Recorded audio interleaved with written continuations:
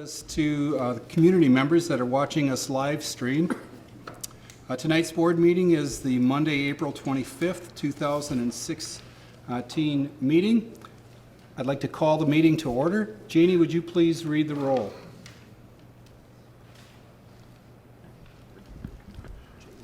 Ms. Feeney?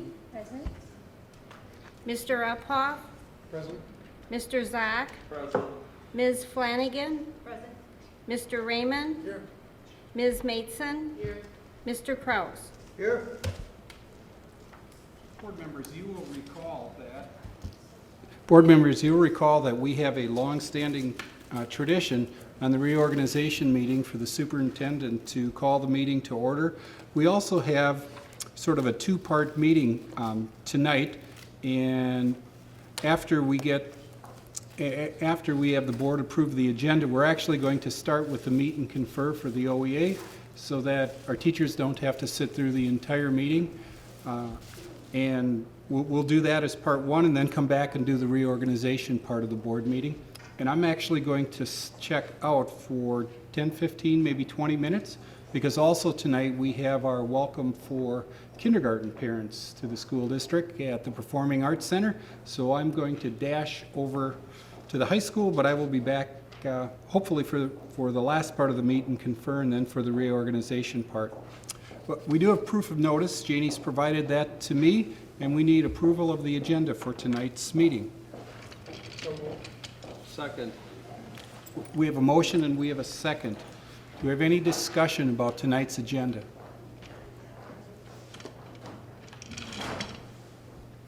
Hearing none, all in favor say aye. Aye. Motion carried. We will dispense of the president's address and move right to the meet and confer with the OEA. We have the table set behind us along with some water, and I see members of the OEA coming in. And again, board members, this is also open to all school district staff. So if we take a couple of minutes to get ourselves arranged around the table, we can then get started with the meet and confer.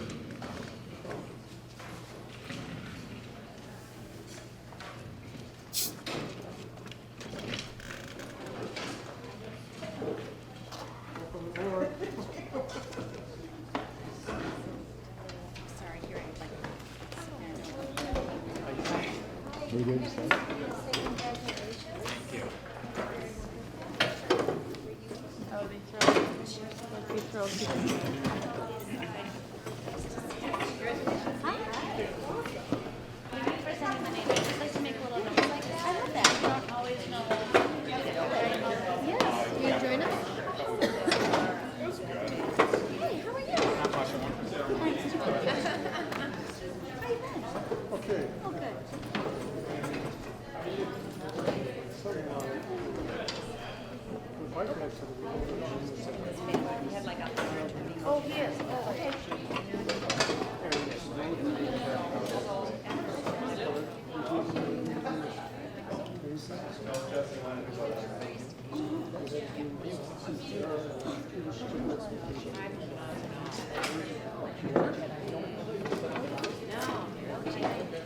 All right. She wanted to make sure, yes.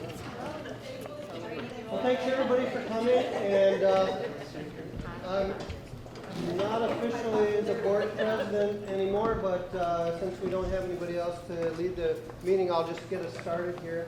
And I want to once again thank you so much for coming, and I look forward to these talks and productive talks and new ideas about how we can do our jobs better, and to give you also feedback, meaning the union and any other employees from our perspective. So with that, I know that, do we want to do introductions? I know Krista is new here to our round table. I think everyone else has been around here, so why don't we, my name's Dan Kraus, I'm a school board member. Gina, would you go ahead? Sure. Hi, everyone. I'm Gina, legal counsel and HR director. Barb Feeney, board member. Jeff Raymond, board member. Jim Planner, principal. Krista Flanagan, new board member. Jason Zerwick, principal. Gwen Maidson, board member. Kathy Hauser, OEA member. Jenna Ehrlich, OEA member, teacher at Oregon High School. Cindy Ellisted, also. John Wedge, I'm with WEAC, 6. Lauren Leepwell, high school teacher, OEA member. Heather Molnar, grade 6 teacher, policy and management team. Nathan Johnson, high school science teacher, policy management team. Diana Kirchdorfer, speech pathologist, policy management team. Diane Fry, kindergarten teacher, policy management team. Charles Lebeau, school board member. Steve Zock, school board member. Dan Rickley, AP at the high school. Candace Weidensie, student services There are director. a couple seats here, so. Andy Weiland, business manager. Nina LeBron, high school student and school board student liaison. Heather Savium, Prairie View principal. Kelly Cluck, Prairie View. And Leslie Bergstrom, director of instruction. Thanks, everybody. I see Tim LeBrun is also here, and Scott is here as well. He's ignoring us. He's got a deadline. Okay, so with that, unless someone has another idea, I would just turn it over to Nate to ask for your input and any ideas that you have for our meeting today. All right, so the OEA policy management team brought a pretty short list of things we want to look at today. We just brought 2 specific things that we'd like to look at. One of which is something that we owe an apology that we haven't followed up on from much earlier in the year, which is we've been having the conversation about Section 7 of the employee handbook. And I didn't make enough copies for everybody here, but I think we've got enough that you can share with a neighbor and be in pretty good shape here.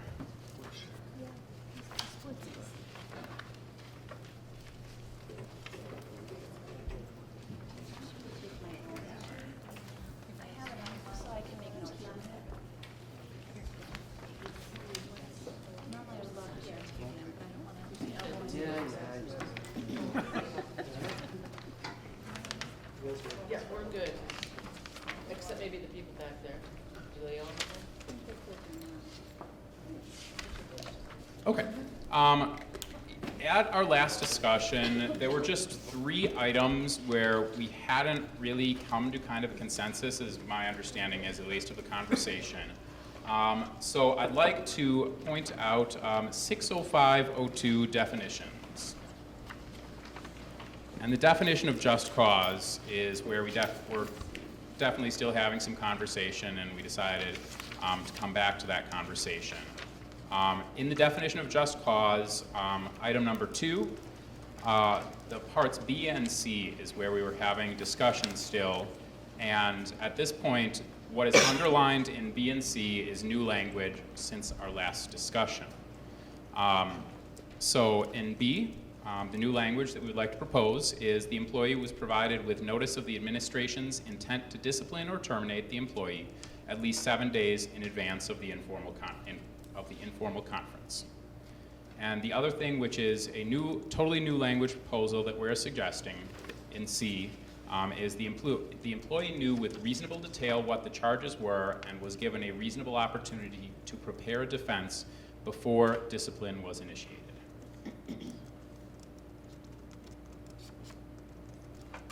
So I guess I'd like to open it up to questions, comments, discussion as to those 2 points. So I understand the B, the language in B. It sounds reasonable to me. And then C, when I say reasonable, that's a really broad thing, and I'm not sure it provides the administration enough guidance as to just what they need to provide and then what's the time frame. So the employee knew with reasonable detail what the charges were and was given a reasonable opportunity to prepare.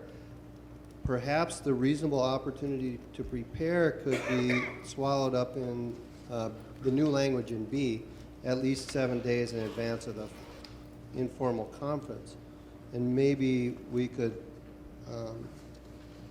or is this talking about something else, some other material that they need to provide except for what's being provided in B? Because when we say reasonable and reasonable, to me that sounds like something that is just ripe for disagreement and right, different interpretations and perhaps litigation, which is something that we'd like to avoid, so that if we can be as specific as possible on this, I would be more comfortable. That's just my comments. I would concur with the comment in that I think to the extent that we can make things explicit, it's going to eliminate or reduce opportunities for confusion or disagreement as to what the intent is, particularly with reference to the second reasonable. I think it would be useful to include perhaps some specific time frame to make that a little clearer into what the expectations are. And this is one that we've definitely wrestled a little bit in terms of the last time we had a conversation. What we had tossed in there for discussion was looking at really formal writing up a lot of detail, and our conversation headed towards, from both parties, that it was seeming like too much detail and requiring documentation might be cumbersome, as well as it might be prejudicial. It's creating a paper trail that might later be misinterpreted or used in a different way. And so I guess what our hope and intent here is that we're just looking to make sure in some way, however we craft language here, to ensure that there's enough information that the employee isn't being blindsided in front of the board with what the charges are, and that they know what they need to do in order to prepare for a hearing in front of the board. And so we're definitely open to a lot of different directions for how to do that. That's the intent of what we're looking for to ensure. So I just have a couple of concerns about the language. I'll just be upfront, and I'm just looking at it now, so maybe I haven't thought it through. But you know, under a labor law definition of just cause, this goes a lot farther than that. And from a practical standpoint, when you say 7 days in advance of the informal conference, what does informal conference mean? And I missed the last meet and confer, so I'm playing a little bit of catch up. It's my understanding was that in the language that when it is brought before the board. So because this is talking about just cause and discipline in a grievance situation, so that's what I'm trying to wrap my head around is, so we'll take, you know, I don't want to say it's typical because we've only had one grievance since I've been here, but let's say we have worst case scenario, like, I'll just pick on you, Nate. You know, student comes to me and says, Nate hit me in class. Nate hit me after school, okay? So our normal course would be that I call you and say I have a concern I want to talk to you about. You know, you're welcome to bring representation. We talk, we do the investigation, we determine, yes, you did in fact hit the student. We suspend for 5 days, or we terminate, okay? So discipline has been made. You know, we've done the, I guess, investigation. But, you know, I'm looking at C, and you're saying an opportunity to prepare a defense before discipline was initiated. So I'm just kind of thinking of that scenario, like, are you saying, okay, a student comes to me and says, Nate hit me, that then I have to wait 7 days before you and I have a conference, or that I have to wait 7 days and go to the board before discipline's initiated? I'm just trying to figure out practically what it means, because a grievance wouldn't get in front of the board until, like, we do discipline, the union disputes it, and then we're going to the board in a grievance situation. That's a very good point, and it's our intent here is before it's coming before the board. So Okay. prior to it coming before the board, the employee would be afforded this opportunity. So at least 7. And then when you say in C, opportunity to prepare a defense before discipline was initiated. Or before, whatever, like, so informal conference, however our words are for what's happening in front, before the board. So both the language in B of informal conference as well as the end of this phrasing, however we phrase it in terms of what words are appropriate for it coming before the school board is what our hope would be. All right, that helps me understand. Thanks. I had the same bracketed language, and we've got 3 different things floating. In B, we talk about informal conference. In C, we talk before the discipline was initiated, and then over on 60504 and A, we talk about prior to a hearing before the board. So there's 3 different time frames in there that I don't think any of us are disagreeing with what we're trying to get at here. It's just getting the language right. The second point is in C. It talks about in reasonable detail what the charges were, and I'm not sure charges is going to be the right word there, because even in a misconduct case, there may not be charges that are filed. And secondly, for non-renewals, there certainly aren't any charges in that circumstance. So we'll have to work that language out. Okay. I'm wondering too, as the discussion has evolved here, there may be situations where there's a potential or concern about safety for a student, where some kind of, if not discipline, some kind of intervention might be essential to provide adequate protection for the student involved. Yeah, and at this point, we're in the section for termination. Sure. So like the suspensions and stuff, we're in section 5. Okay. So we've got the language for immediate suspension. Okay. So Here we're that would talking about take care of it. termination. That would take care of it. Send this down that way.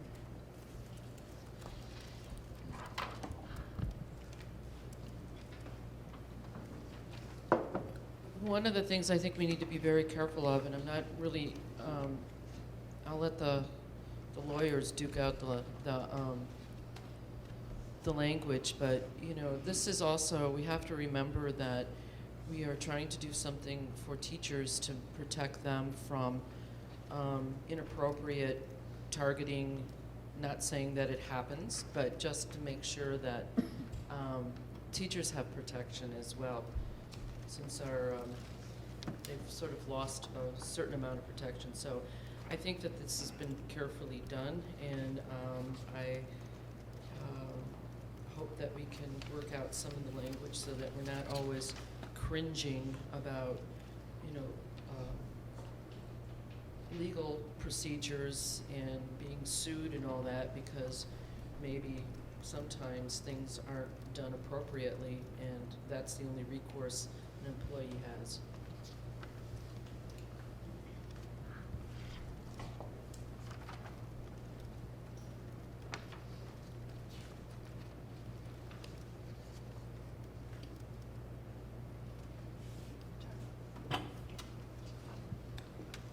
And coming back to that point, in part because the language under C, I understand the clarification that this deals with termination, but it says before discipline was initiated. And I'm thinking there probably should be a reference to termination procedures. All right, so I'm furiously scribbling some notes as to the conversation here. And I'm wondering if, in all 3 portions, the other place that Steve was correct in citing that we're also looking at language is 60504A1. So on the next page, A1. So B and C here, and then A1 on the next page are the 3 locations that we're looking at. And I'm wondering if, for all 3 of these, if the phrasing in terms of identifying what's, at least the context is, a hearing before the school board. So that all 3 of these would apply to a hearing before the school board in terms of the context, to get the parallel language there on all 3 of these. Questions? When you say hearing before the school board, that refers specifically to a private one after, like not a public school board hearing, right? Correct. Does that need to be? I think that happens as a matter of course. Okay. Yeah, that's. I noticed that under 6.05.04 A1 and A2, it talks about an informal conference. Maybe we could capitalize that and just use it as a term of art so we all know what this conference should be called if and when we ever have to use it. As in conference with the board? Is that the intent? Right, as long as it's capitalized, we know that it's the conference that we have when there's a termination going on for, or employee discipline proceeding. Or we could name it something else, but I just do notice that it is called informal conference here in A1 and A2. Dan, can I ask a question about that? Is there a common understanding about what that constitutes? That's to say, do you have a protocol for the informal hearing or expectation? So as you know, John, that's a statutory conference that's provided for teachers and licensed, anyone under a contract by state law. So it doesn't apply to all employees, and there's a lot of case law around what that looks like. I think to say, do we have a protocol? We've had one in the last 4 years, and I don't know how many you've had prior to that. So, there's certain statutory criteria that we have to meet in case law surrounding that. So I think we've been fortunate here that we haven't had to do that very much. But I just want to point out that this language applies to all employees, not just teachers. So I'm wondering if it makes sense for us to just talk about what our perspectives are, and maybe have a smaller committee to work on actual language. Gina, that's exactly what I was hoping to do. I mean, I know that there is some confusion about what that might mean. Clearly, you've indicated that there are different parameters for teachers and other people, and actually there's some opportunity to change the format depending on the individual.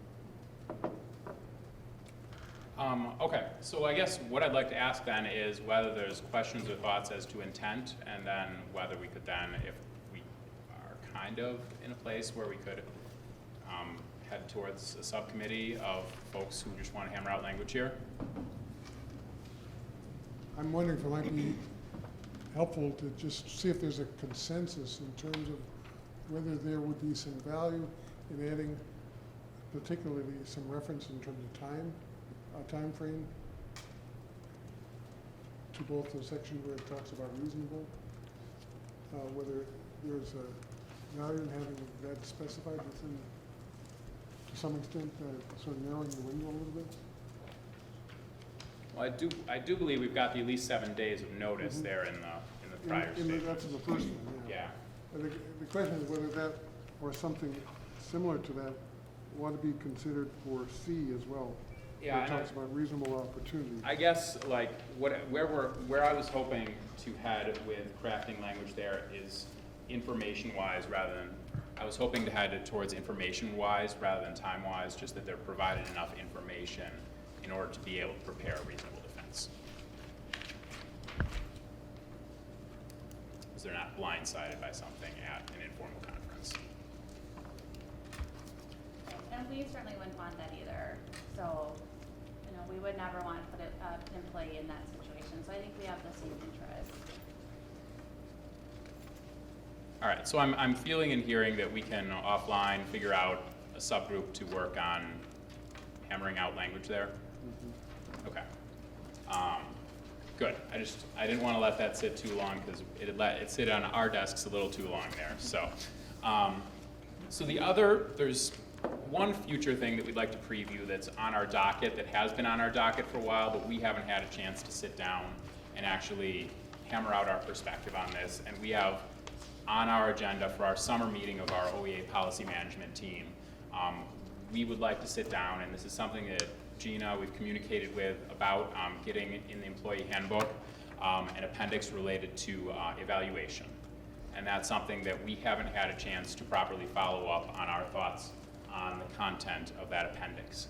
And so the OEA policy management team, one of the things on our summer agenda is to come back with some thoughts as to what we feel and think should be in an appendix in the handbook on evaluation, because right now there is not evaluation language within the employee handbook.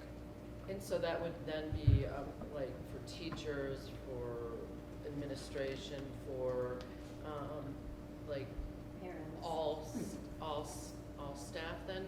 Because I can see the appendix, you know, how each one of them, since it isn't a cover thing, or can we do it with a major one? So there is evaluation language in the handbook about non-teaching staff.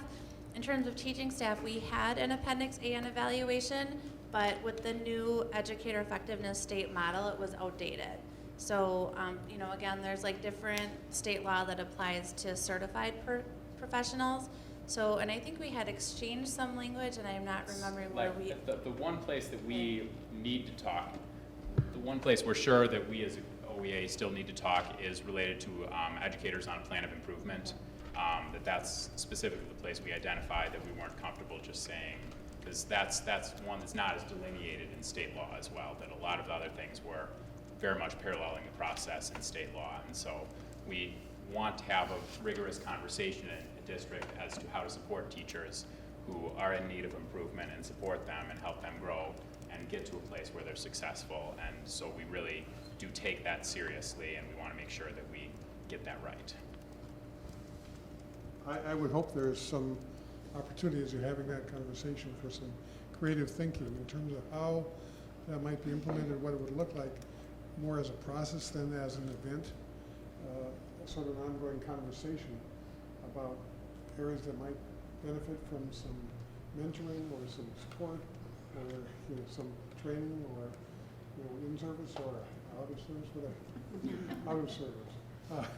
So, I mean, I think this is really a critical area and exciting and important area, both in terms of improving the outcomes in terms of teachers' effectiveness, but I think also could be a huge issue in terms of morale and how people feel about their job and where they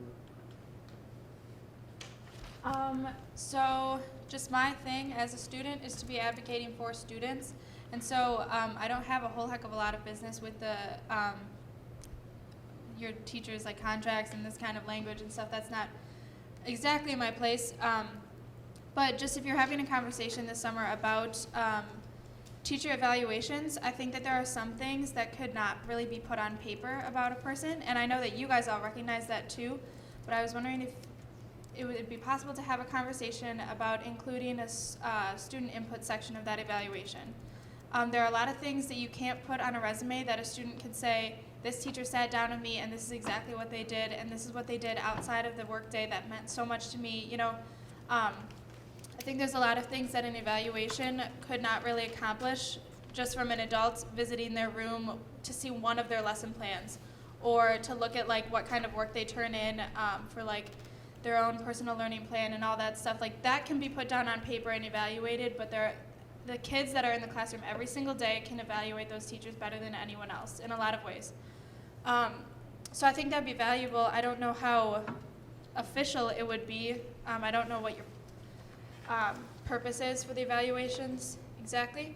But if there's a place to have some sort of little portfolio of student evaluations, again, yeah, I think that could definitely boost morale. That could be something that just, again, is super valuable and would not go on paper unless a student wrote it out. So if I could just leave that little nugget, you guys can think about that. So Very well said. thanks. Thank you, and I think that's something definitely something to have a conversation around and think about. And I will say that there are some teachers who choose as part of it to do things like include survey data and other things from students, but it's certainly right now that the teachers are picking and choosing how they do those things. And so I do think that is a valuable thing to think about in terms of how we evaluate teachers, because students know what's going on in the classrooms. Yeah. We like a lot of you, and a lot of the best things about you can't go on paper as well. You can't take a class to learn how to be compassionate with a student or something, so a student's going to put that best. All right, anybody else like to put anything forward in terms of that being on a future thought in terms of things that you'd like to put out there right now? I just wanted to tell Nina that that was really well said, and thank you very much. Because you're absolutely right.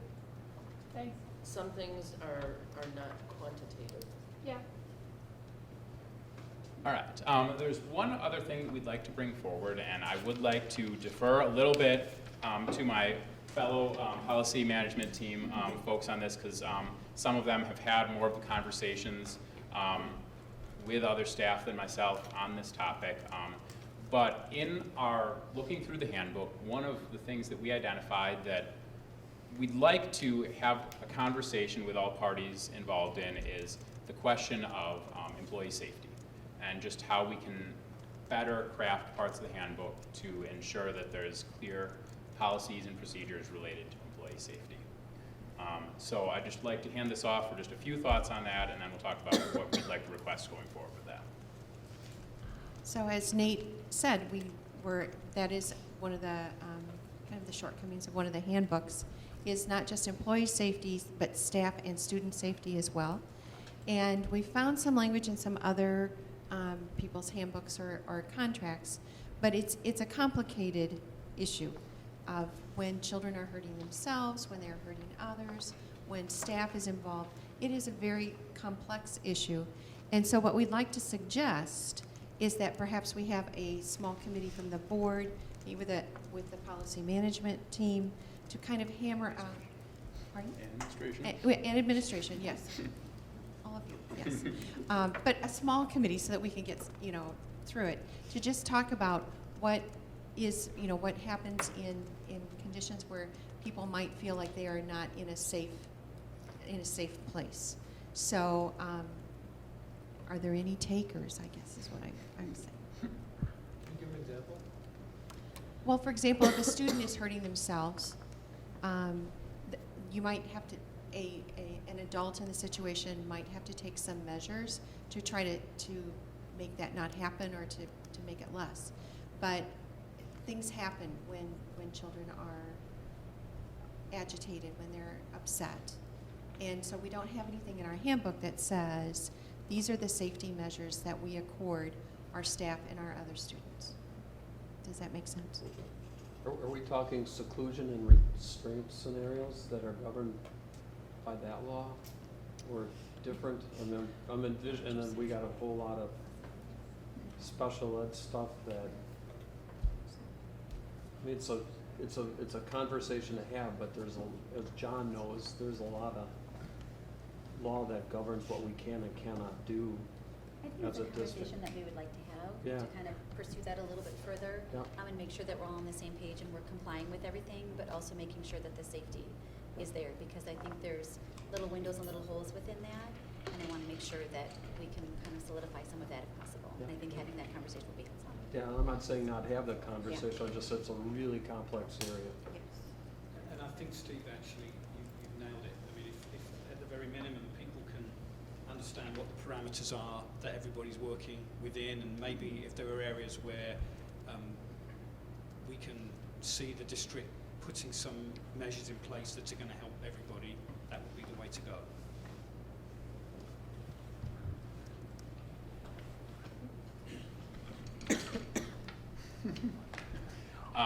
So I don't know if here's the place to actually delineate, people, but I think that this is a conversation, again, that we might want to take offline and just see about, like, we've got two directions of things that we've got coming out of our conversation today. One is hammering out language on a few points on just cause, and the other one is just having this conversation about how we can do our best to ensure clarity when it comes to student and staff safety.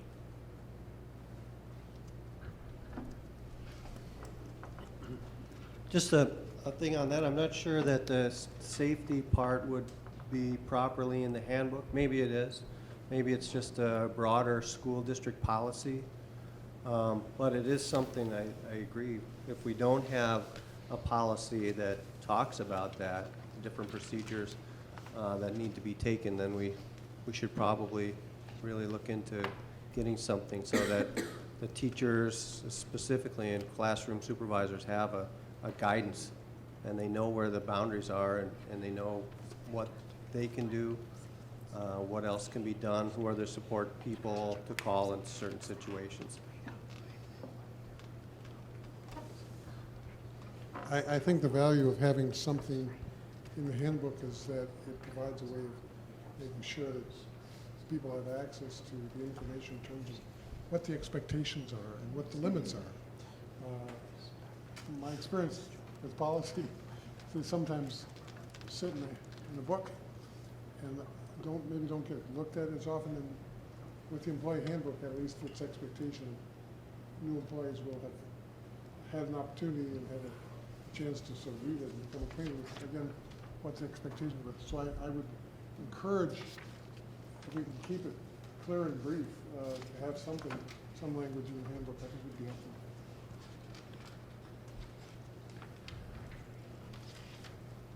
I think that's what we wanted to bring before the board today, and so I think there's two things we definitely would like to follow up on, both having a small group discussion on that little bit of just cause language, as well as the question of whether we can have a group forum to talk about wherever more delineation might happen for safety. Thanks, Nate. And I think after we have a reorganization of the school board, we're probably going to have some different people on the different committees. So choosing people now to deal with this may be not the right time, but maybe in a couple of weeks we'll know who's going to be working on which parts of the board's work, and then we could talk about who's going to be on the subgroups. Sounds good. Thank you. Thanks, everyone. Okay, can I put in a Well, little plug? wait, sorry, shouldn't stop yet. This is just me personally. I know you guys are talking about administrative stuff, and I looked through your agenda, but I'm going to put another plug for smaller class size. Keep them low. Think of us teachers in the trenches. Yay, small. And I'm sorry, is there anyone else who would like to bring up anything during this roundtable, this many roundtables? Did you get any more substitute teachers? So yes, we are hiring substitute teachers on a daily basis still, because as the nice weather comes, so does our folks' interest sometimes, and people are in high demand. So yeah, so we have, I think, the largest pool we've had in the past year, so we're excited about that. So and thank you all for your efforts to help cover each other's classrooms, because I know that takes time away from other duties that you have to do. So we're just lucky that our teachers are really good to each other.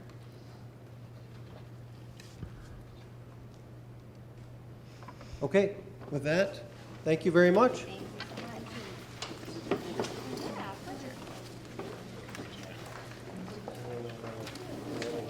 Thanks, Mom. You're welcome. Go Governor Walker. It's been a long time since I've had except for last week, I had a series that went through.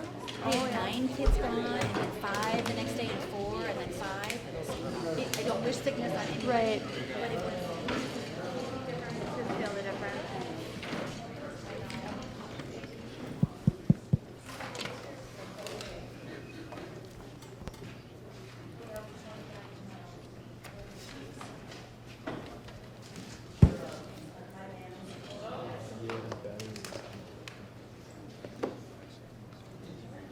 Before we get going again, just to the board members, we got a bunch of really nice handmade cards with thank yous to the board for the kiln that we approved for Netherwood, I believe it is.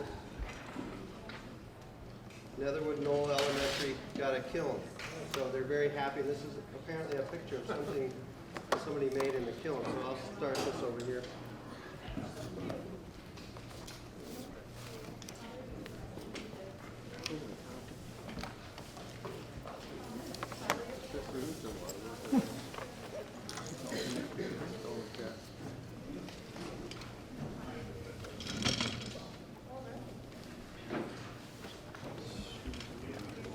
Board members, if you need to catch some water or the restroom, I will make sure and wait till Dan gets back, so you have a couple of minutes.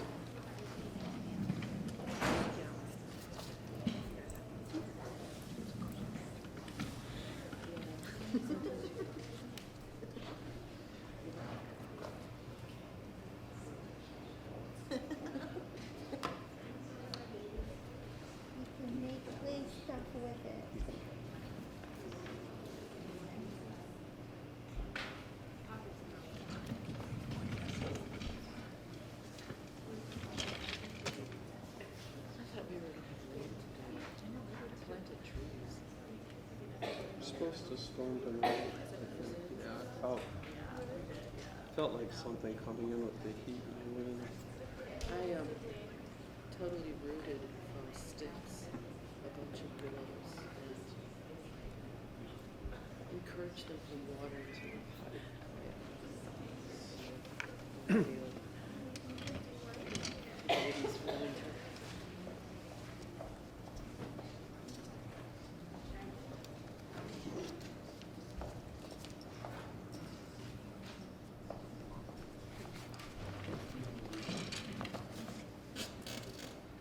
Molly is great.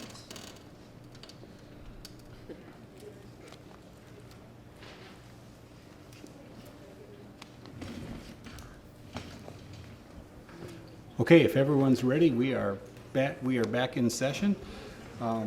I did catch the very last end of the meet and confer, so I will catch up with everyone so I know what those issues are. I do send greetings from the high school Performing Arts Center, where when I asked the parents to raise their hand that were first-time kindergarten parents, I would say my rough assessment, about 80% of the parents. So we had we have a younger group of parents that are going to be moving through the system. Of course, they're all excited with having kindergartners ready for school, and they've had that experience last year with the 4K program. I forgot to mention when we started the board meeting, Shannon will be a few minutes late because she has a 7th grade orientation. So all of our RCI students that are heading over to the middle school next year are at the high school right now. Next on the agenda is item 2 under reorganization, and I can report that both Dan and Krista have signed their oath of office, and we are all set. Sometimes board meetings or board members wait till, and Janie is showing all of you their signed affidavit. Sometimes they get signed at tonight's meeting, but that's already taken care of. So we are off to item 2B, which is election of officers. And just a general reminder, we always do that with ballots. And Janie and Gina have been the official canvassers, so to speak, of the ballots. And I don't know if we have different colored ballots or if we have different numbered ballots, so they will keep that all arranged for us. Gina, is there anything else you would like to comment on the voting and the balloting process? Yes, so it is a secret ballot, so each of you will get a written ballot, and it is anonymous, but only one vote per person, please. This is not Chicago. You can only say that if you're from Illinois. And I am. I know that. A fabulous Illinois babe. Okay. Board members, we are off to the first. You can go now. Oh, did you cut me off? No, these two were on, so you couldn't be on, so I had to turn them off. Okay.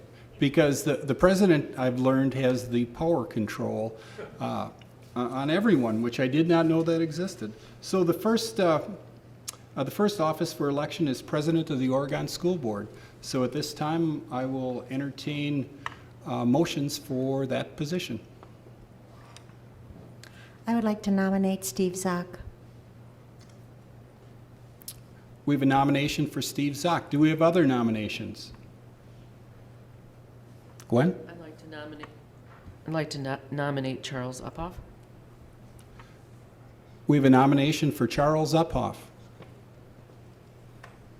Are there other nominations, board members?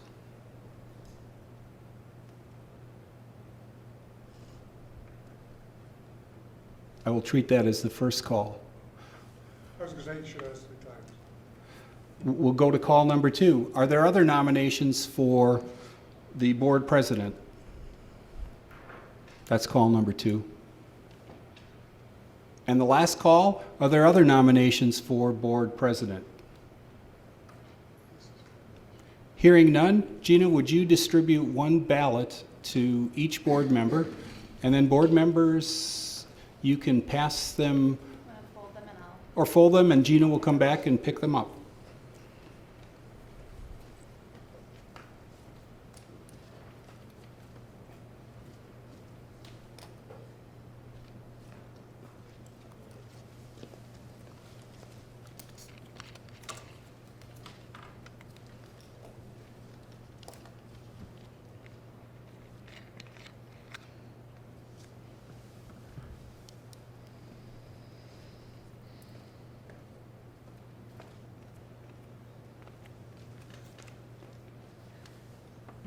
Question, Dan.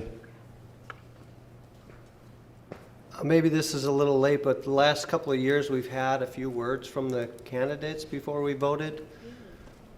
I don't know if people would like to do that, or if it would change their mind. Perhaps not, but just thought I'd mention that. Since the board gets to elect, you are welcome to hear from your candidates. Do you do more ballots? Yep. Okay, we'll just shred these. I won't even look at them. Who would like to go first? It seems we've done this before. I'm so reminded. Mike. Oh, we have to hit that. Have to be careful. Have to be careful what you ask for. I would just share that I have really enjoyed the time that I've had on the school board. I had mentioned to Dan, we were chatting the other day, I spent a few years on the Fitchburg City Council, and reflecting back on the time, I learned more about sewer and gutter than I ever wanted to know. And the experience on the school board has been really educational for me. And I'm hoping there's an opportunity for us to involve and engage not only teachers, but the broader community in addressing some of the real challenges and opportunities that I think we're going to be facing in the next few years. Some of them financial. I'm very pleased, I would have to say, with some of the progress that's been made on the visioning. And kudos to Steve and the people who worked on that. I'm very pleased with that, both in terms of the content and the process. So looking forward to working with all of you. Thank you, Charles. Now it's Steve's turn. There have been a number of occasions since I've been on the board where I've considered and others have asked whether I would serve in the board role, and I've declined those because I didn't think it appropriate at that time, or I felt I had strengths and a role different than what was demanded by the board president. This year I would like to offer my leadership abilities and my experience as a board member to the board. I would like to have a different role on the board and a different voice. In that regard, I think those of you who have watched the visioning process in the last year know my leadership style, and that would carry over if I were elected president. Since we only do this once a year, I don't exactly remember last year, but board members, did you want to ask questions of of the two candidates, or are you ready to vote?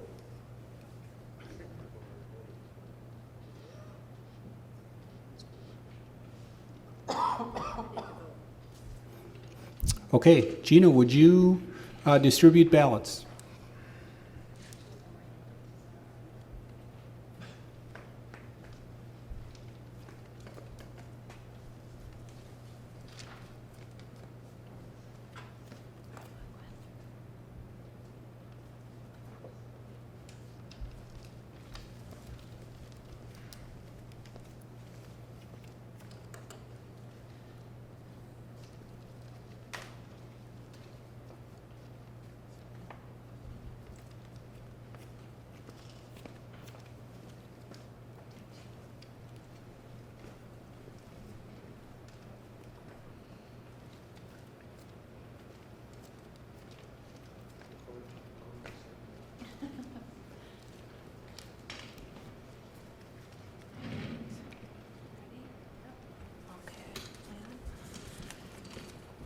Steve Zock. Steve Zock. Charles Uphoff.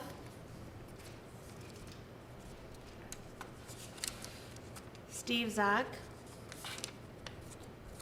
Charles Uphoff. Steve Zock. Charles Uphoff.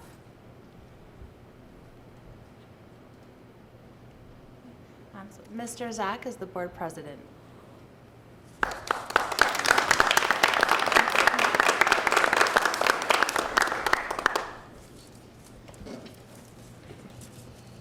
I will now turn the meeting over to the new president of the Oregon School Board, Steve Zock.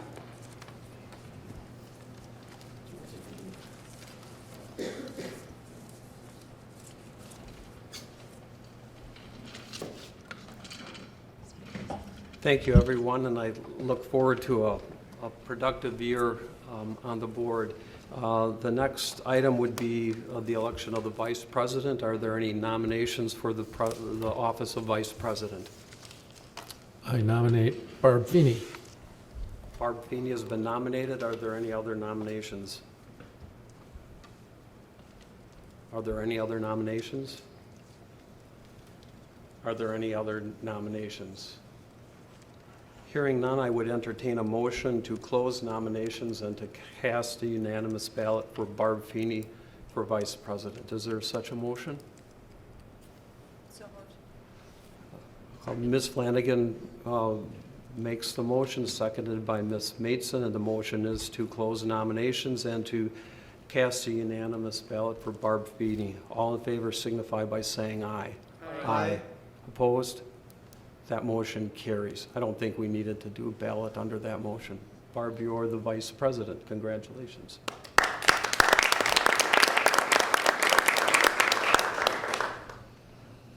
The next office that is open for nomination is that of treasurer. Do I have a nomination for treasurer?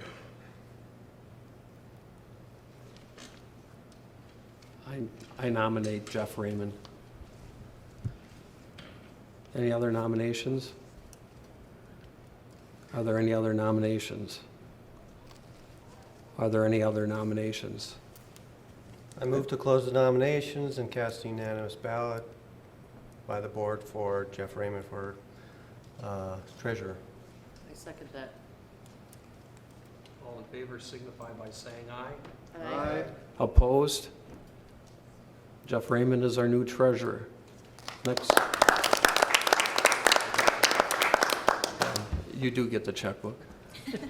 The next nomination is for board clerk. Any nominations for board clerk? I nominate Krista Flanagan. Are there any other nominations? Are there any other nominations? Are there any other nominations? Do I have a motion? I'll have a motion to cast the unanimous ballot. Okay. The motion is to close nominations and to cast a unanimous ballot for Krista Flanagan for clerk. Second. I think Gwen got in first on that one. All in favor signify by saying aye. Aye. Opposed? Krista Flanagan will be the board's new clerk. Congratulations, Krista.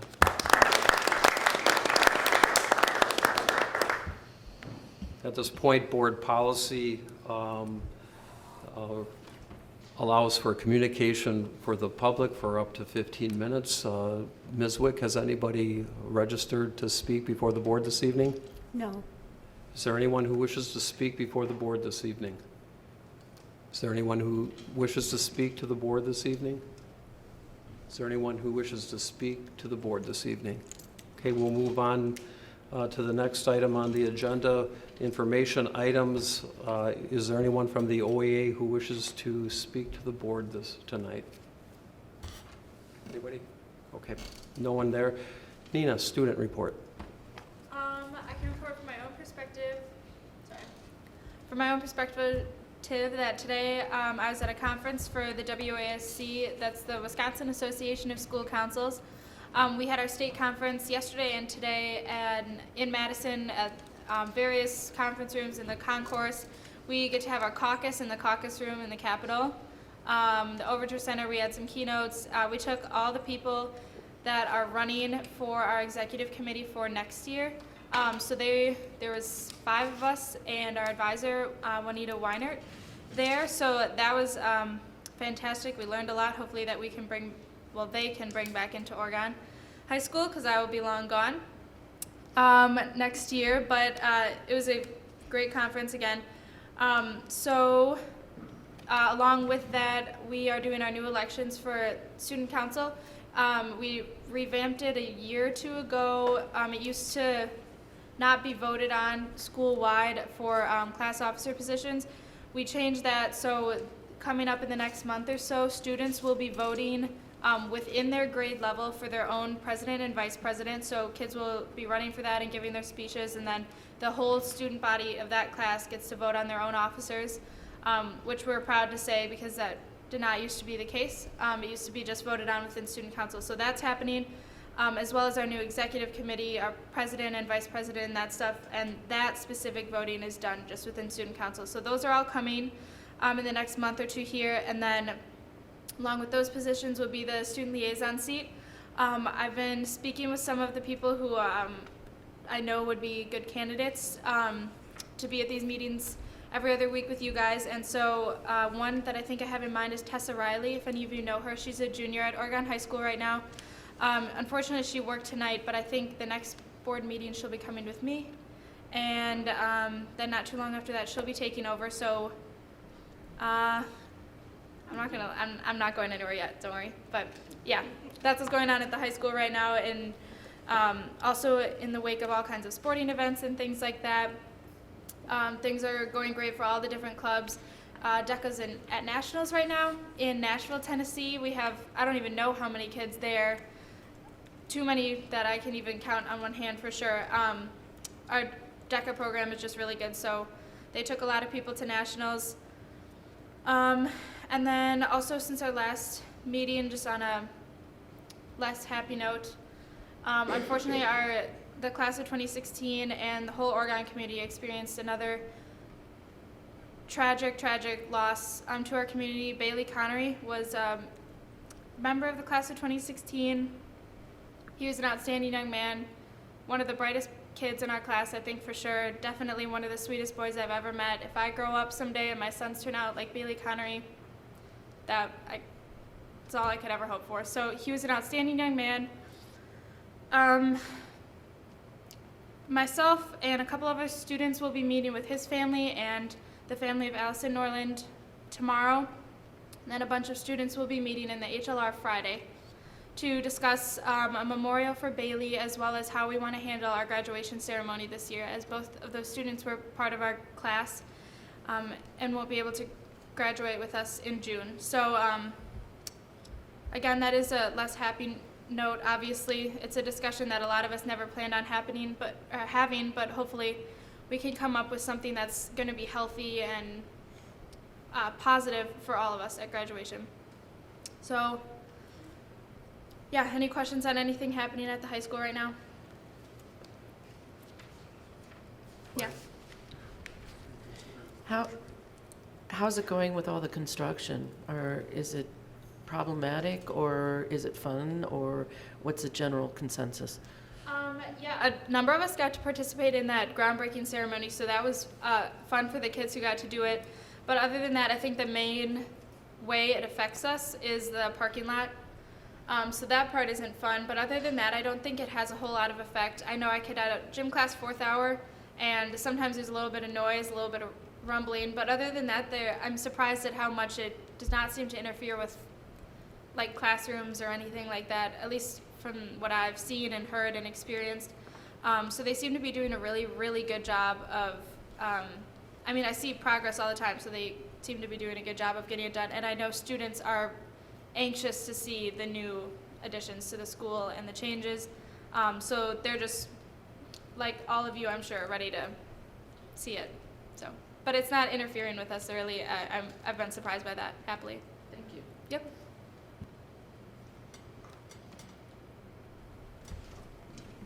Thank you, Nina. I'm going to take the liberty in the communication period to just say a couple of things in lieu of the president's address. First, Krista, welcome to the board, and I hope that your 3 years on the board will be as entertaining and elucidating as it has been for all of us, and that you will find great satisfaction in your service to the Oregon School District. So welcome. Okay. And Dan, I want to thank you for your 2 years that you served as board president. During your time, we've made significant strides forward on a number of things, including the passage of the referendum by an astounding majority, holding our second visioning conference, continued work on our comp plan and the adoption of a values document. And that's going to serve as a foundation for the district's next strategic plan. And that happened during your tenure. And you were also, and I'll always remember you for your, as president, of your strong commitment to environmental issues and advocacy for that, as well as open dialogue with the OEA and creating communication. So your efforts have been really appreciated by me and by the rest of the board. So I don't know how you did it, being a sole practitioner with a partnership and spending the time, but thanks very much for your service.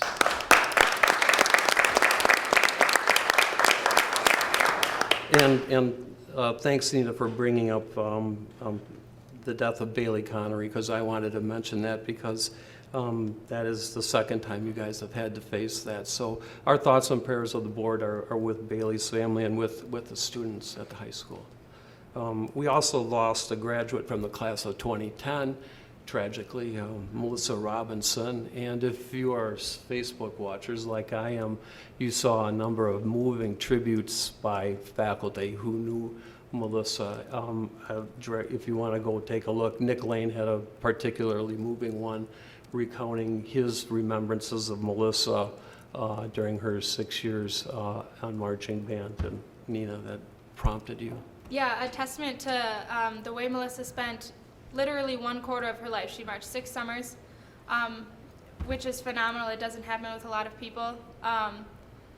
And we, in a testament to that, had rehearsal 9 a.m. till 9 p.m. for summer marching band on Saturday, which was the day of her visitation. And so we actually took a break from rehearsal, and people who wanted to be over at her visitation got to go to that.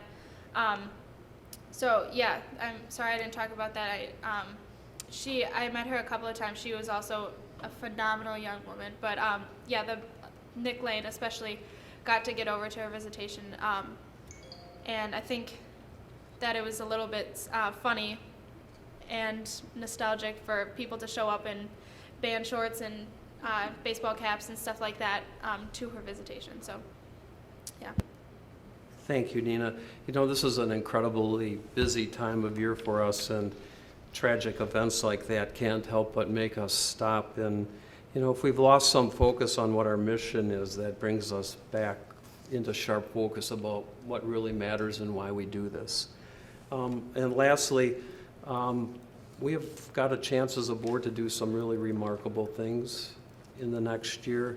By next April, I hope we have a new teacher compensation plan that's funded, that our building projects are near completion, and that we have a new strategic plan and a district-wide paper that establishes the course for the future. So I think collaboratively we can work toward those goals and look back next April to see we've done incredible things. So with that, the next item on the agenda are some official organizational items that we do every year. And the first one is official designations, and the first one is with respect to newspaper, and the resolution before you is to designate the Oregon Observer as the official district newspaper. So I would entertain a motion to adopt Resolution 2016-01. I move to adopt resolution number 2016-01 as set out in the board packet to designate the Oregon Observer as our official district newspaper. Is there a second to that motion? Second. Is there any discussion regarding that motion? Hearing none, let's do a roll call since it is a resolution. Janie, could you call the roll? Mr. Kraus? Yes. Mr. Uphoff? Yes. Ms. Feeney? Yes. Ms. Flanagan? Yes. Mr. Raymond? Yes. Ms. Mateson? Yes. Mr. Zock? Yes, motion carries 7-0. Charles? If I could, just comment, I know that designating an official newspaper meets our legal requirements for communicating with the public about business. I would like to encourage some thought and consideration of giving to other ways in which we might reach out to and involve and engage the community to increase the amount of participation. I know we've had a couple issues that have occasionally generated large groups of people coming in. I'm just thinking, particularly with a referendum coming up, I would like to see if we can think about other ways in which we might also connect and engage the community.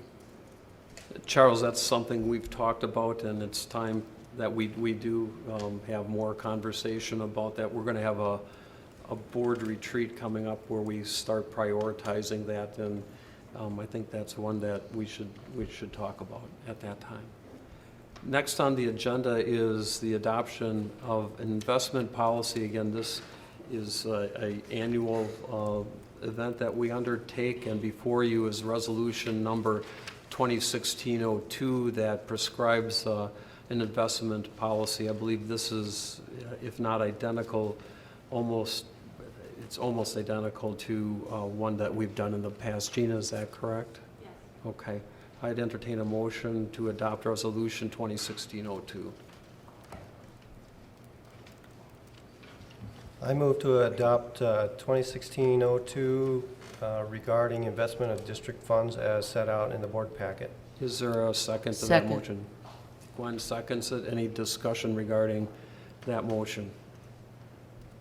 Seeing none, Janie, could you call the roll since it is a resolution? Mr. Kraus? Yes. Ms. Mateson? Yes. Ms. Feeney? Yes. Mr. Uphoff? Yes. Ms. Flanagan? Yes. Mr. Raymond? Yes. Mr. Zock? Yes, motion carries 7-0. Next item on our agenda is the adoption of a resolution regarding depositories for district funds. Before you is resolution number 2016-03, and again, this is identical in form to that from last year, I believe. Correct, Gina? Yes. Do I have a motion to approve resolution 2016-03? So moved. Mr. Raymond moves that motion. Is there a second? Second. Is there any discussion? Also, Janie, could you please call the roll? Mr. Raymond? Yes. Mr. Kraus? Yes. Ms. Mateson? Yes. Ms. Feeney? Yes. Mr. Uphoff? Yes. Ms. Flanagan? Yes. Mr. Zock? Yes, motion carries 7-0. Next on our agenda is the appointment of representatives, and typically we've not voted on this, but we've expressed interest and the president has designated that appointment. Gina, is that appropriate from your view in terms of how we should proceed on this? I don't think we need to take a vote on it. It could be either way, it's up to the board. Okay. If the board wants to vote on this, we'll talk about that after we discuss that. First, we need a CISA 2 delegate, and there's a convention that's going to be held of CISA 2 on May 17th that whoever's designated, we would like to attend that session. Is there anybody interested in being the CISA 2 delegate? Just a question. Is there a timeline with, obviously with the CISA 2 delegate? There's some time constraints there. I'm wondering also with the Village Park Board and the Osby delegation, is there a time frame within which those appointments need to be made, or would it be something that would be appropriate to discuss when we do a retreat? Go ahead, Jean. Put your mic on. The CISA 2 delegate should be done soon because of the May event. Right. Gwen, did you do the last year? I did. Are you willing to do that again this year? I will be out of town. Okay. Is there anybody else who wants to be the CISA 2 delegate? Charlie, do you have an interest in that, and do you have the time to do that? That's the 17th of May? Yeah. Let's check.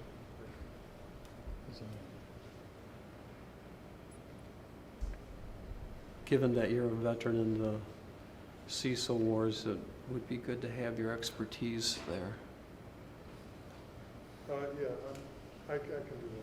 Would you honor us with an appointment as CISA 2 rep? Sure. Okay. Anybody feel we need to do that by motion, or are you comfortable with me appointing Charlie to be our CISA 2 rep? Go for it. Okay. I so appoint you, Charlie. Thank you very much. Okay, now we have the Village Park Board appointment, and I don't know, as long as I've been on, well, maybe not, but you've been Park Board rep for a number of years, Andy, and you're willing to do that again as Leon? You bet. Okay. Gwen? I would like to also be considered for it because of the Arts Initiative. There's going to be a real connection between the parks and the continuing ed. And I don't know, I'd like to start going to those meetings. To the Park Board meeting? Mhm. Okay. So Gwen has expressed an interest, and Andy has as well. I'm happy. Oops, I'm happy to back out if this so needs for the board. That's entirely fine. I could use an extra Wednesday night available. Gwen, are you willing to serve as the board's Park Board rep? Yes. Is there anybody else who's interested in serving as the Park Board rep? Gwen, you are appointed as the board's representative on the Park Board. Thank you. Okay, and just knowing how things have worked in the past, that will mean coordinating with Andy on some items that are before the board, the Park Board, that have his interest, so, okay. Just as a point of order, Steve, Yep. I think it is at least according to the paperwork, it looks like it's the village board that actually appoints them, and we make a recommendation to the village president. Yep. You are exactly right, and so we will so notify Mr. Staton that the board recommends that Gwen Mason serve as the board's representative on the Park Board. Thanks for pointing that out. All right, and the next item is the WASB delegate, and that is something that has service at our January convention and attends the delegate assembly at the board at that convention in January. Gwen, I think you did that this last year, didn't you? I did, and it was wonderful. I mean, it's a long afternoon, but I learned a lot, and it was democracy in action. Is there anybody, are you interested in serving in that regard again? Sure, if you... Anybody else have any interest in serving as the Unless somebody else wants to do it. WASB rep?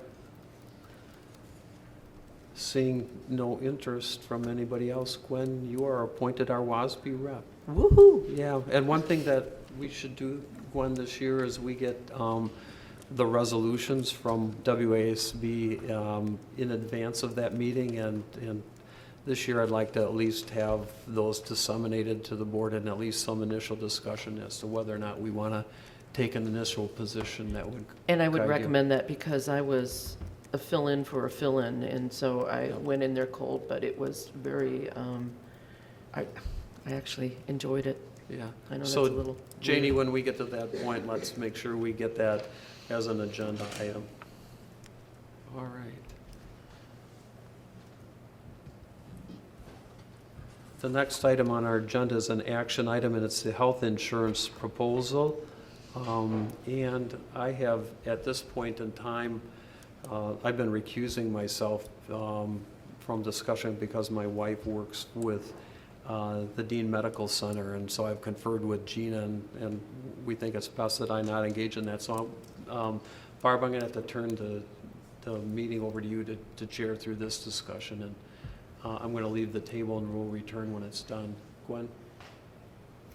Because I am still on the Oregon School District Insurance, I need to recuse myself from both the discussion as well as the vote, because it would benefit me personally. All right, so we will, Gwen and I will take our leave from the board table pending this discussion, and Barb, you're in charge.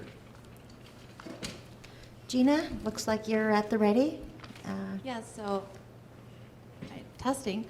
So, hi everyone. I wanted to introduce someone that has been very instrumental in helping us through this project. Really the last 4 years Lisa and I have been here, and I know he's helped Andy long before then.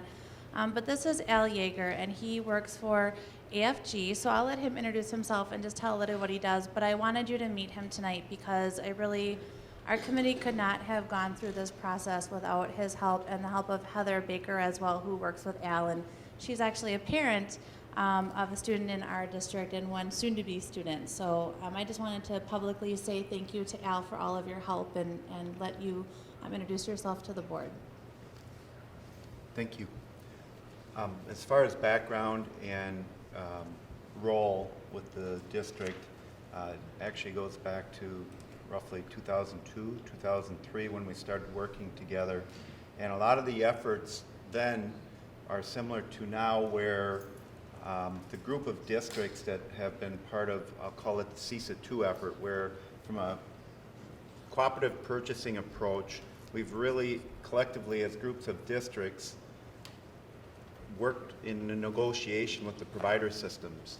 And as a result of, I'll call it locking arms with our approaches, we've been able to outperform the rest of the state in terms of pricing and plan designs in the CISA 2 districts relative to districts when working with in the La Crosse area, the Eau Claire area, the Fox Valley, Milwaukee, rest of the state, pure and simple. And I would say that as a group of districts, we've been very fortunate in general with the results we've been able to get.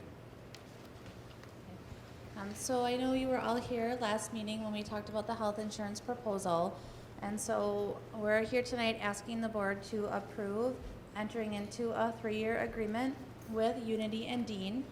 Well, 3-year agreement with Unity and 1-year agreement with Dean, which would mean, and you have the purple sheet in front of you, that the 16-17 school year, we would keep Dean and Unity as our dual choice arrangement. And then starting July 1st, 2017, Unity would be our sole provider for the next 2 years, subject to us being able to work out an acceptable contract with Unity and Dean. And Andy thinks we got a contract on Friday, but I was in court on Friday, so I may have missed that. It was actually just an explanation, I think, of Okay. some of the wellness. So if, assuming the board approves this tonight, then we would enter into contract negotiations with Unity and Dean. So it would be subject to that. And I just want to say tonight that, and I asked Al to be here in kind of short notice, so thank you. This is not a decision that I really ask you to make lightly on behalf of the committee. We have really struggled with this. We know that, we are asking people to change doctors potentially that they've had longstanding relationships with. There is a safeguard in that Unity will still offer a point of service plan. So you can still choose your own provider, including a Dean provider, although as I've explained at the last 2 meetings, it is expensive to do so, but it is that option for people that want to do that. I really wish that I had another option to present to you tonight. We don't have an interest in doing something that disrupts 40% of people on Dean, but, and Al knows I've pushed pretty hard with Al and with the committee to try to come up with another option that's affordable. And, the committee unanimously feels that this is in the best interest of the school district, and that we know that we have limited funds. And we don't want to spend all of those funds on health insurance if we have a viable alternative. So I just want you to know that I can stand up here and look at all of you and say that we've really explored every option. We are coming to you with our best thinking and our best recommendation, but we know that it's a hard decision for you to make. And so we will respect that decision because really it's a decision for the board. And, where we think that we can best use the limited district monies that we have and still offer our employees a very competitive, wonderful health plan. And I'm Noting that. Go ahead with the mic because we're on tape. I believe it was 2/3 of the committee that unanimously chose to go this route, if I recall, also currently use Dean. So it wasn't as if they were all on one side or the other, but they all were on the same page in terms of, we understand this makes sense from the standpoint that it really was a matter of choosing between, do we deteriorate the plan design, do we recognize significant trend, or do we take advantage of what was on the table? What would you like to add? Just that There are some components of wellness that are in here, and one of the things that we've been trying to do is kind of, to the degree that we can, see if there's cost avoidance that we can have within the premiums. So having our employees be healthier has the impact of obviously hopefully happier employees, more continuity of instruction, as well as hopefully trying to control the premiums.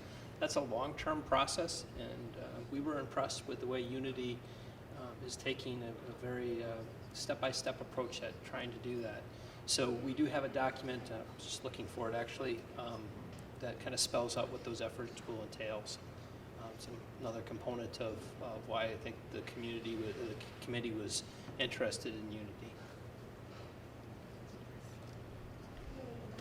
We're going to take questions and comments from the board, and I think, Dan, you were up first.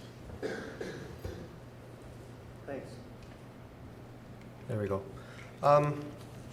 Gina, could you just reiterate what you said about if we vote for this, then some future negotiations will go on? Is this something that's not completely negotiated yet? Well, we don't have the contract, and obviously it would be subject to your approval. If you were to approve this, then we would go and look at the written contract, and it's always subject to us being able to work out contract language. So there's a couple of things that we've talked about. One is really solidifying that wellness component in the contract, as well as any other type of contract review. So I just wanted to give the caveat that we don't have the contract and we haven't signed it, obviously, because you haven't approved that yet. So how long would it take before we get the contract back if we approve this tonight? Generally speaking, we're talking three to 4 weeks. Yeah. A further question. I've heard from a couple of different employees that are not happy with this plan, which is not surprising. What specifically could someone do that has, say, a specialist that they've been seeing for many years, if they wanted to switch over to a university specialist or a different specialist? What support could we give them, or what could be done for them besides the point of service plan? So in terms of if someone has a provider right now that they've been working with, what we have asked staff to do, and we've had someone from the UW Welcome Center at each of the meetings, and we also emailed out her contact information, is we've been encouraging staff to contact that person right away, so that they can explain to the person what needs they have, what they're looking for, and the UW Health Center will help that person find a similar specialist and talk through whether it makes sense to change now or it makes sense, to wait until we have the change. Because remember, for the next school year, we're still having the dual choice. So we also are encouraging staff to come and talk to Brenda or talk to me. Just to give an example, we have a staff person on Dean right now who has some significant medical needs that UW Hospital is treating because Dean doesn't have the capacity, doesn't have specialists to meet those needs. And so, that's someone that we've been working with to see, since the treatment is with UW Hospital, does it make sense to move to Unity now as opposed to later? So those, it's hard. We don't want people to discuss their private medical information in a group meeting. So my door is always open, Brenda's door is always open, and the UW Welcome Center has designated a specific person to work with Oregon staff to help make those decisions. So if people are in the process of working with a specialist, they can certainly stay on Dean for another year. And then after that, then they would either choose the HMO plan and move to Unity and continue to work with the Welcome Center, or they can select the point of service option to continue with their Dean specialist. Would they have the opportunity to interview or get to talk with the specialist that they're being recommended before they make a choice without having to pay for the consultation? Things like that, would they be afforded the opportunity to really see who their new provider would be? I guess it would depend on the type of specialist we're talking about. I can't speak carte blanche that they'd be able to meet with the specialist with no charge or any additional charge. But I would say in general, pending the situation, my experience is in general, yes, but I can't say, that's a pretty open book, if you will, in terms of saying absolutely every situation they would be, because I guess I'm not able to think through top of my head what situations might not be the case. Okay. So, maybe I'm missing the question. Thank you. Charles?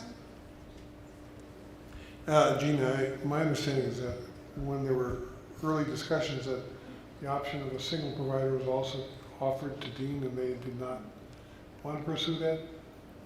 So everyone, both Dean and Unity were given the opportunity to pursue the consolidation to one system. Dean certainly demonstrated that they were not, from a pricing standpoint, they were certainly more motivated to do the dual offering. They were not so much in the consolidation. If I could too, a follow-up. I know a good number of the concerns that have been raised about transitioning to a single provider have come from retirees. Were they involved, in terms of representation on the committee discussing this? What kind of feedback did you get? And then the other question is, it seems, as I understand it, that there is another option for, particularly maybe an option for retirees of looking at the Affordable Care Act coverage under Affordable Care Act as an option where, since Dean is also a provider under the Affordable Care Act, that might provide some opportunity for them to pursue that option. Yes, and that's a great point, Charles. We did have a retiree on the committee. Dale Schultz was our retiree representative, and he said that I could share with all of you that he has Dean himself. So he definitely had that perspective of a retiree. We had a meeting specifically for retirees where we talked with them about what the committee was recommending to the board so they could have their questions answered. We also have a gentleman named Scott Wieland, who is a consultant who helps people navigate the Affordable Care Act exchanges. And so he was at the meeting. We've also given out his contact information. He provides his service free of charge to the retiree or the individual. And what he does is help people navigate the exchange to see if it's an affordable option for them. And so we have had several retirees contact him, and he's had meetings because, as you said, Dean is a provider on the exchange.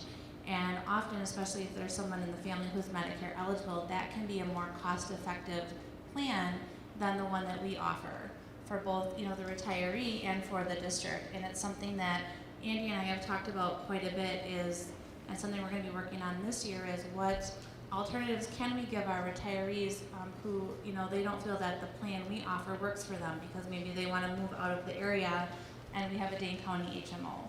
So we really appreciate Scott and his efforts on that. So that is an option for retirees as well. What is the district's contribution to coverage of premiums under the Affordable Care Act if someone were to choose to go that option? So we don't have in terms of if you're an active employee, we don't have an option where we subsidize that cost right now. If we were to do that, people wouldn't be eligible for any subsidy on the exchange. And given that we're not sure of the federal landscape come November, we've been at least I have been hesitant to look at that for active employees because the rules may change. It's obviously been a hot topic in the campaigns. So at least from my conservative perspective, I'd like to see what the federal landscape is and what the rules are before we looked at something like that. But I think if the trend continues, it's something that we'll have to look at down the road. This is probably a little bit of a hypothetical question, but what would be the obligation of the district in the event that we should go to a single payer health care plan? I love that you ask me that at every meeting, Charles. So, and I will let you hear a new perspective on that. What would the district's responsibility be Yeah, if you so were to go to a single payer we're model? entering into a contract for a specified duration. Now, I think it's certainly a long shot at this point, but Sure. there's certainly been discussion about that as a possibility that would just be Yep. interested in. No, I think it's a great question. I just want to make sure I understood properly. My opinion is that we will be in that type of a model, call it 8 years, 12 years, or somewhere in that range, from the standpoint that the current model is not sustainable, pure and simple. What would that look like? It more than likely would be like Medicare for everyone, right? And then it would be a matter of purchasing up from there in terms of a buyout.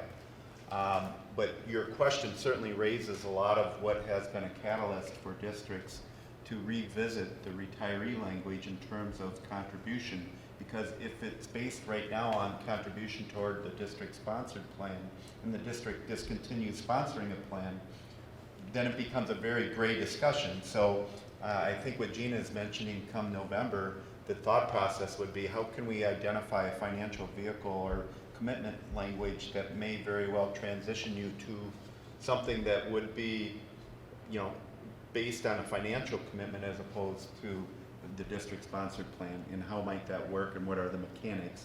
And that really is where all the gray area becomes. Is that fair? Thank you. Are there any other questions or comments from the board? Jeff? I just wanted to thank all the members of the Health Insurance Committee. I know you guys put a lot of hard work and time into this. Obviously, it's not a decision anybody takes lightly, but unfortunately, the cost of health insurance is outpacing inflation and funding and everything we get from the state, so we have to make these hard decisions. I am reassured by the committee's unanimous vote, so thank you. Well, and I appreciate that. I just, I want to say, because I don't want employees to worry, because I know, they're very concerned about that post-retirement benefit being in place. And so, I think all options have to be on the table moving forward. But I just personally want to say that one of the reasons that Andy and I and Al are looking at that is because we don't want to ask you to make these choices for people. And that is the one thing the exchange offers that we don't, is that people can go on and purchase the plan and the provider that works the best for them. And I think that's why it's an attractive option from that standpoint. And so I know it's a very political discussion that I want to remain neutral on, but I just feel like we would be remiss if we didn't, as a committee, explore all options so that we aren't the ones making the choice of our staff's doctor. Thank you. I'm satisfied that the committee's done a very thorough and open job with considering whatever we could in whatever way to make it the best for our employees. Unfortunately, we can't have everything that we want all the time, so money dictates in certain areas. I would like to, at this time, move that we accept the committee's recommendation as a motion to the board. Is there a second? Is there any more discussion? All right, do we need a roll call vote here? Yes. Okay, Janie?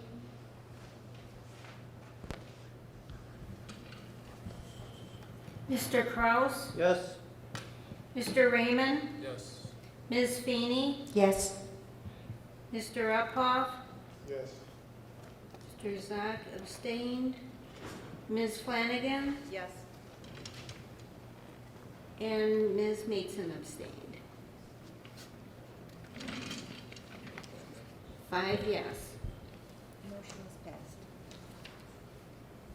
Thank you. And once again, Gina and Al, thank you for all your work that you've done on this. It's an incredibly hard topic, and to be able to transition so smoothly in terms of our decision-making, we appreciate it greatly as a board. So, thanks.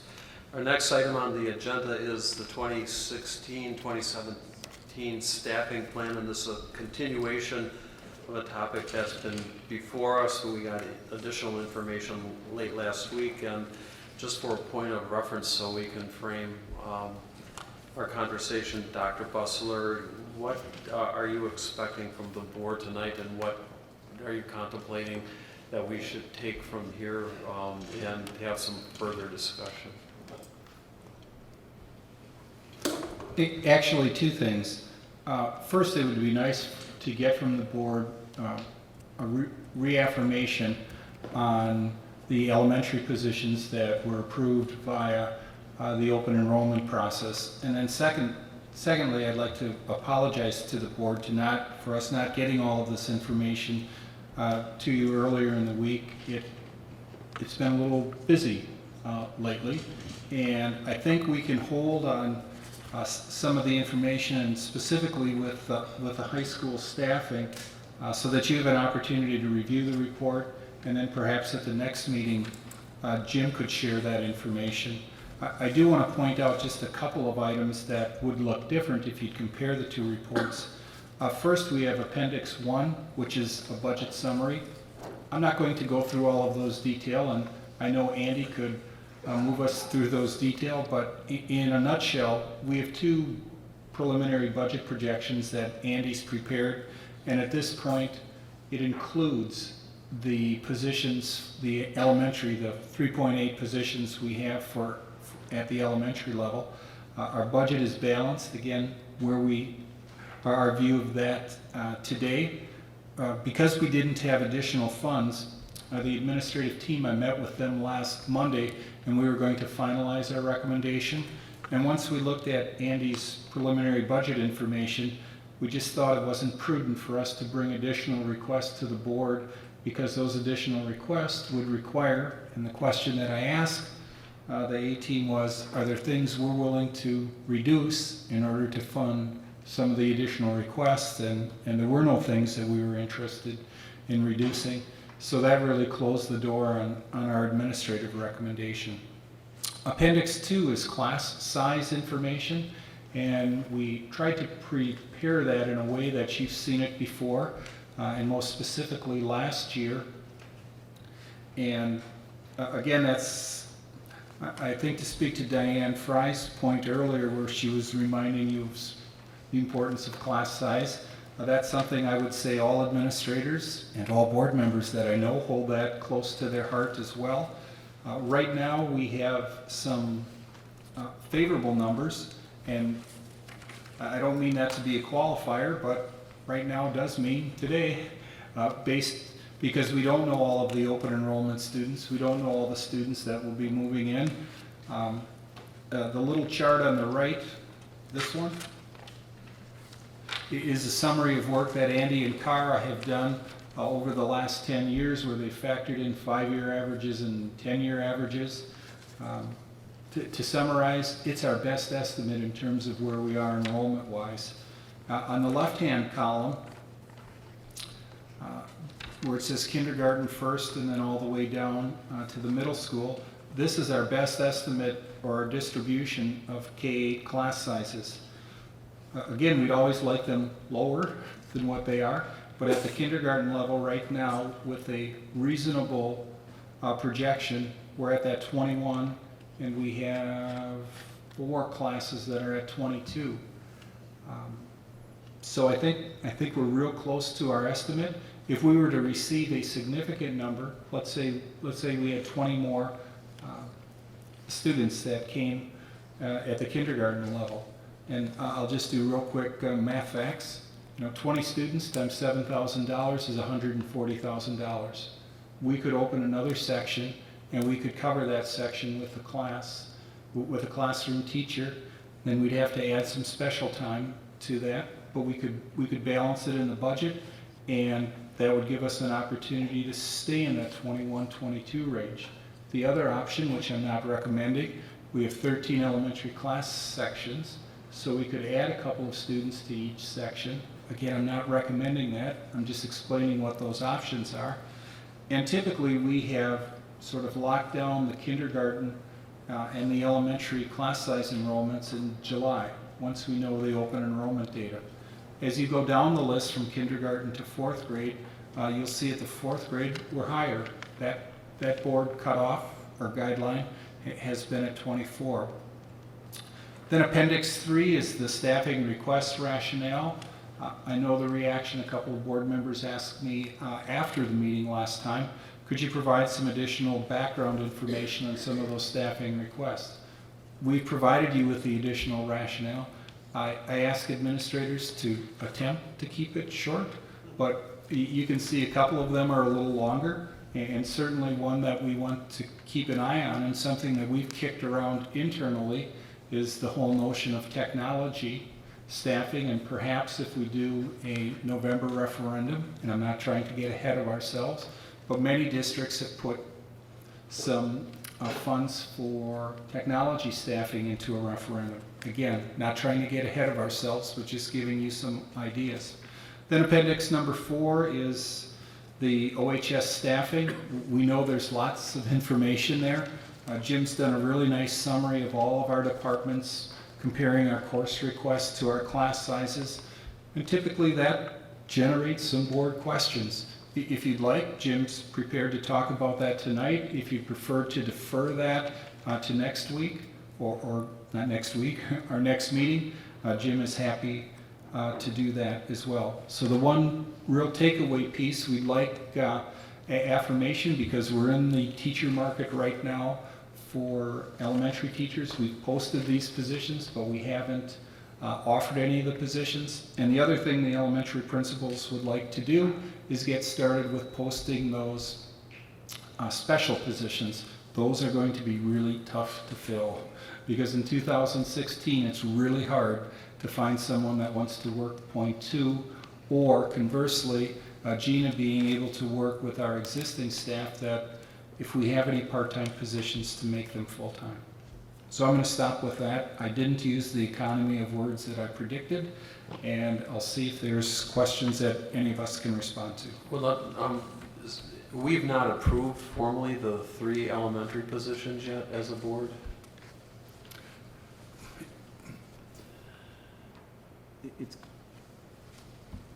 It's kind of difficult to answer that. I think you did on the open enrollment, but I just don't want us to be out filling positions if you're not at a comfort level with that. So for action tonight, you'd like us to address the 3 full-time equivalents and then the .2 FTAs for the specials. Correct. Tonight for a decision making model. And the board has talked about in the past and at the last meeting about the necessity for those positions. So I'm going to direct the inquiry as to whether or not there's any opposition to moving forward on those positions tonight and asking questions about them, and then asking questions about the remainder of the staffing as it pertains to our budget. Can we proceed in that fashion? Gwen? Can you translate that? Meaning, will we not be talking about OMS and OHS? Yeah, we'll be talking about that, but in terms of what we take action on tonight. Oh, sure. You know, whether we move forward on that. So, any Krista? And this is probably because I'm new, but I think it relates to that, is I understand these are open enrollment projections. Andy, this is probably for you, but tell me on a continuum of very conservative to very aggressive, where we're at in terms of open enrollment projections. Where do you feel like you lay on that? I would say average. I'm trying to think of the number that we used was about 15% increase over the last, that, I won't say very conservative, I'll say maybe slightly conservative. Do the numbers that we have in Appendix 2 for the first grade numbers reflect the addition of those new teachers, Brian? Yeah, yes, they do. Okay, so if we did not add those 3 new positions, we would be at much higher numbers than exist there. Yes, that's correct. I did have the opportunity, if you're looking at where it says open enroll OE migration, everyone see that on the chart? I had a conversation with Katie Heights, our district registrar, today, and that is the, I'll say the 5-year, 10-year average of where we are student-wise. And you can see we have 4 slots there of kids, I'll say new to the district, moving into the district. We have requests from parents that are at 34. And we have available seats that are at 34. Now, we never get 100% of the kids that come in, but just say, again, that we get 20 of those 34 kids. That would yield, in our budget, about $140,000, and we'd need to add 1 staff. So that's the one area where if we're going to see a significant change between the open enrollment migration and the number of available seats, that's probably the area we're going to need to keep our eye on. But and just to follow up on Krista's question, because she does ask about the interplay between class sizes and the fact that we are accepting additional open enrollees. The open enrollees that we have projected on Appendix 2, is the revenue that we've derived from them reflected in the revenues for 2016 on Appendix 1? Yes, they are. Okay, so if we had some issue about decreasing open enrollees to reduce class size, we have to deal with the ramification that our revenues are going to go down, and we'd have to deal with that. Okay. Just so everyone's clear.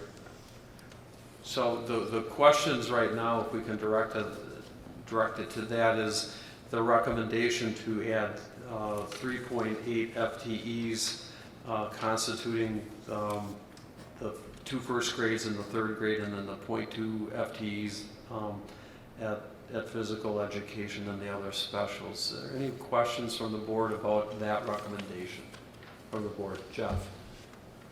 Just a point of order, as it is in the board packet, the official recommendation is just for the 0.8 FTE. So from that point of view, we already did approve the 3 new positions. I don't know how we want to approach this, strictly speaking. since you're asking me, yes, you approved it when we had the open enrollment, but I don't want there to be any surprises, with the board. So if that's why we wrote it to do the 0.8, and we tried to be very clear, because I get to hear occasionally from staff members about class sizes, and I've continued to say we made a mistake last year with our projection of kindergarten. We're not going to move any of our kindergarten sections. We have 13 this year. We're going to keep 13 for next year. We're going to try to consciously get our kindergarten class sizes lower than what our guideline is. Okay, so is there anybody on the board who has any disagreement with the fact that we've approved the 3.0 and going forward, and we can move on from that? Okay, that was my recollection at all, but just so that administration has that assurance that that was a thumbs up from the board. Thank you. Okay, so that leaves us to dealing with the 0.8 FTAs for Netherwood Knoll for the specials. Any questions from any board member regarding that? Any questions?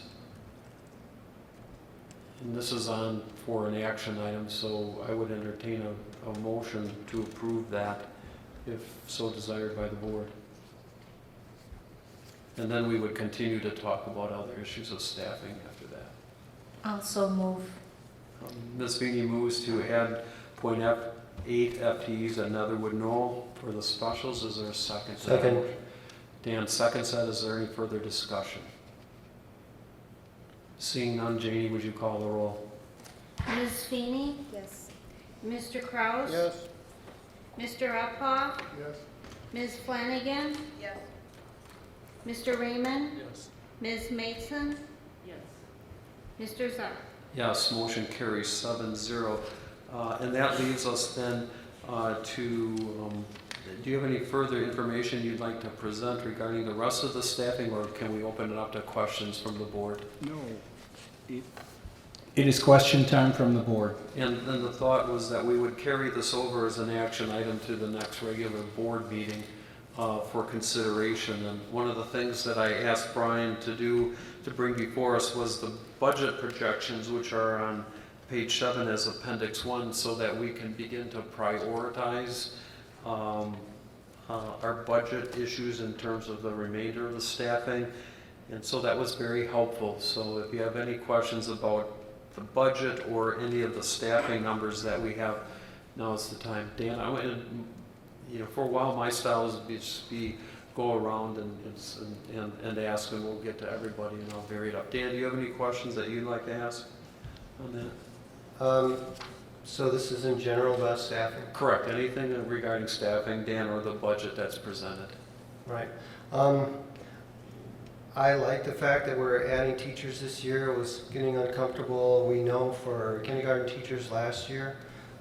Just specifically looking at Appendix 2, it looks like our second grade is pretty darn full right now, and we don't really have a lot of room to accept many people who might be moving into the district, or, well, we of course will accept them, but if it happens much later than now, it's going to be really hard to add teachers, and we saw that last year as the school year started, and we had some very full classes in kindergarten. The second, just looking at these charts, second grade really looks full. First grade in Prairie View looks very full. What are our options, and what would it cost to add more teachers at the lower elementary level so that we could accept more people moving into the district, as well as more people who may want to open enroll in?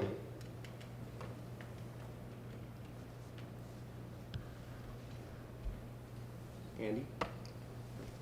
We can actually, we can do both of the above. The one piece of information that board members, that you don't have, that I gathered from Katie, if you look at the OEA, the open enrollment migration, and in first grade, there are 2 seats, or there are 2 students. Our capacity of available seats was 2. In second grade, where we're anticipating 5 coming in, we had 8 open seats, so we could only get another 3 on the open enrollment side. In third grade, we're projecting 2 coming in, we only had 2 seats. And in fourth grade, we're projecting 5 coming in, and we only had 11 seats. So I hope by those numbers, and you see how close they are, it's much different than what we have with kindergarten enrollment. But we too are concerned about second grade, because second grade is super close in terms of needing to add another section. But when we took a look at it, what's now 4 weeks ago, and again, the enrollment projections are a function of how many kids will actually carry over, because there's families moving in, families moving out, and I can't get into all of the details that Andy gets into, but there's like a 5 and a 10-year average, and we feel pretty confident where we are second grade.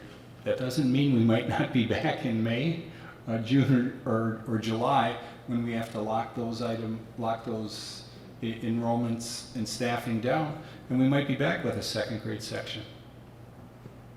But that was not our best thinking 4 weeks ago.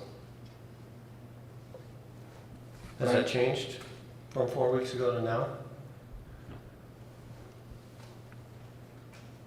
That's all I have. Barb, any questions that you want to ask? What I was looking at is, I was looking at the high school class numbers, and I see that we have 2 staff members who have resigned from the high school, and our numbers at the high school are fairly stable. And I guess I don't need an answer to this rumination on my part tonight, but what I was trying to parse out is if there are any of our class sections in physical education and in English that are not large enough to justify filling that that position. Not that I'm not reluctant to do that, but obviously knowing that we're going to really be skating on the edge here in terms of having enough money. So I think that's a question for Mr. Pliner, and it doesn't need to be answered tonight.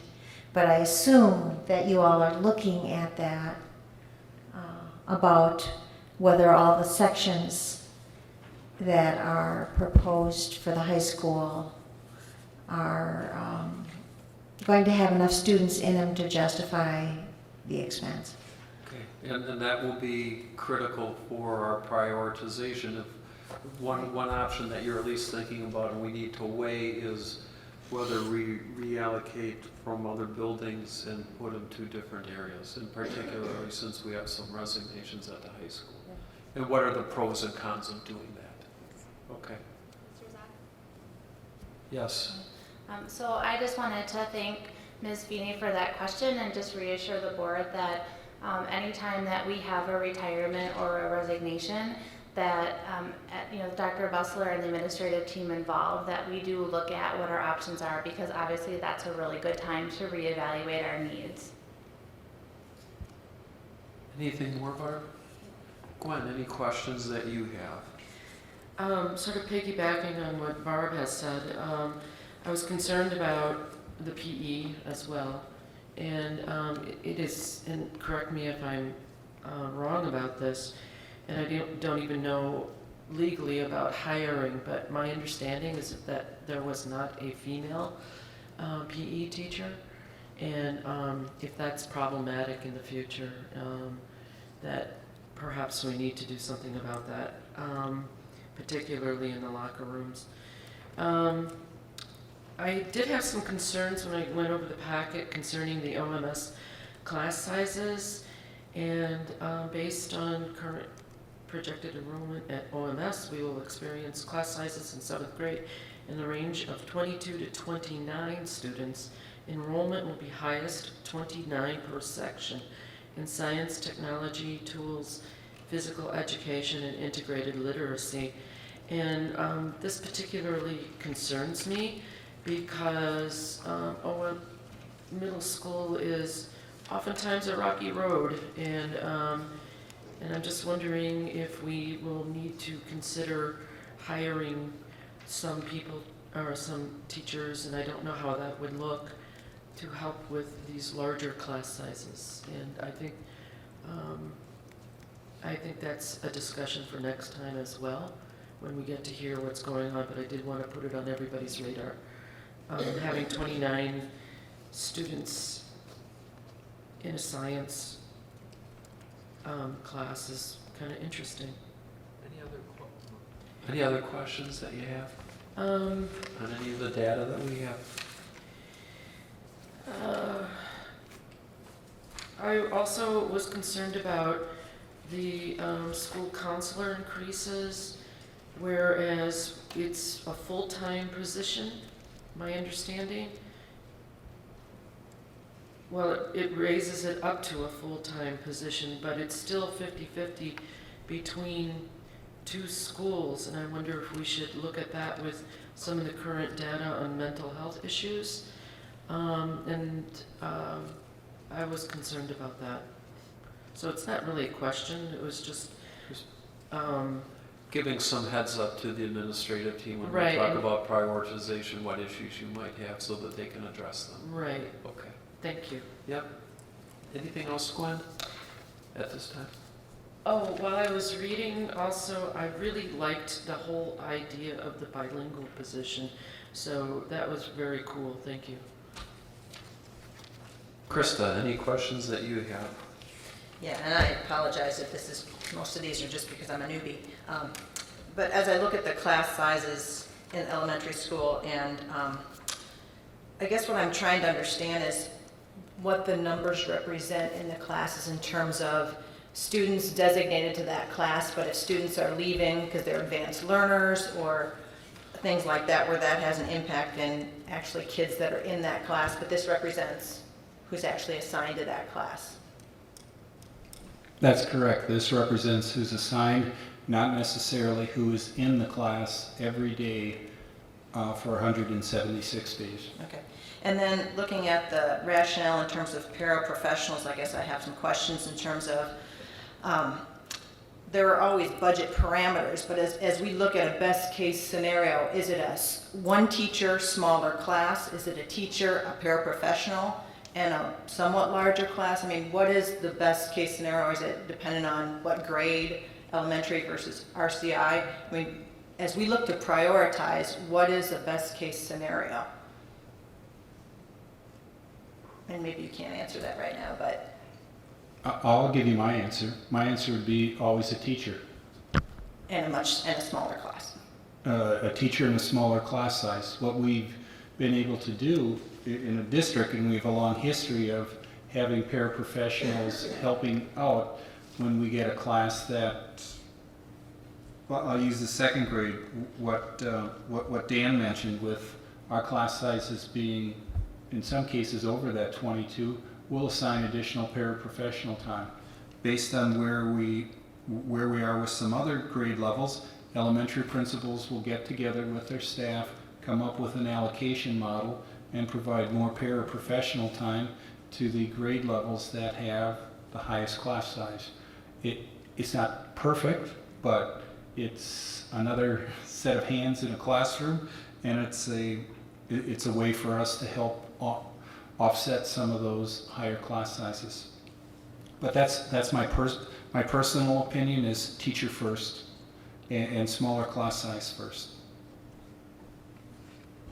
I would share Dr. Bussler's desire to always do the teacher. The problem that we get into is actually a parent issue, is that once we get past kindergarten, the ability to add a teacher and fill that classroom is extremely limited, because the students have created relationships with that school and their friends, and they don't want to leave. And so if we add a teacher at a particular school, trying to alleviate the largeness of the other two schools, therein becomes the problem, because we can usually only impact one school at that point in time. You can't get those kids from the other two schools willingly to go to the school where you're adding the teacher. And that's part of the problem at The second grade right now, where we're above, but it isn't at such a level that you can fix it by adding one teacher, because we're spread pretty evenly across the buildings. Okay. Just one more quick Go ahead. One more quick question is that the reason why we are seeing bigger class sizes at Prairie View is because those kids have started there and stayed there? Yes. Yes. Does the fact that we're also, Prairie View does a lot of the ELL, does that contribute to the side there or not?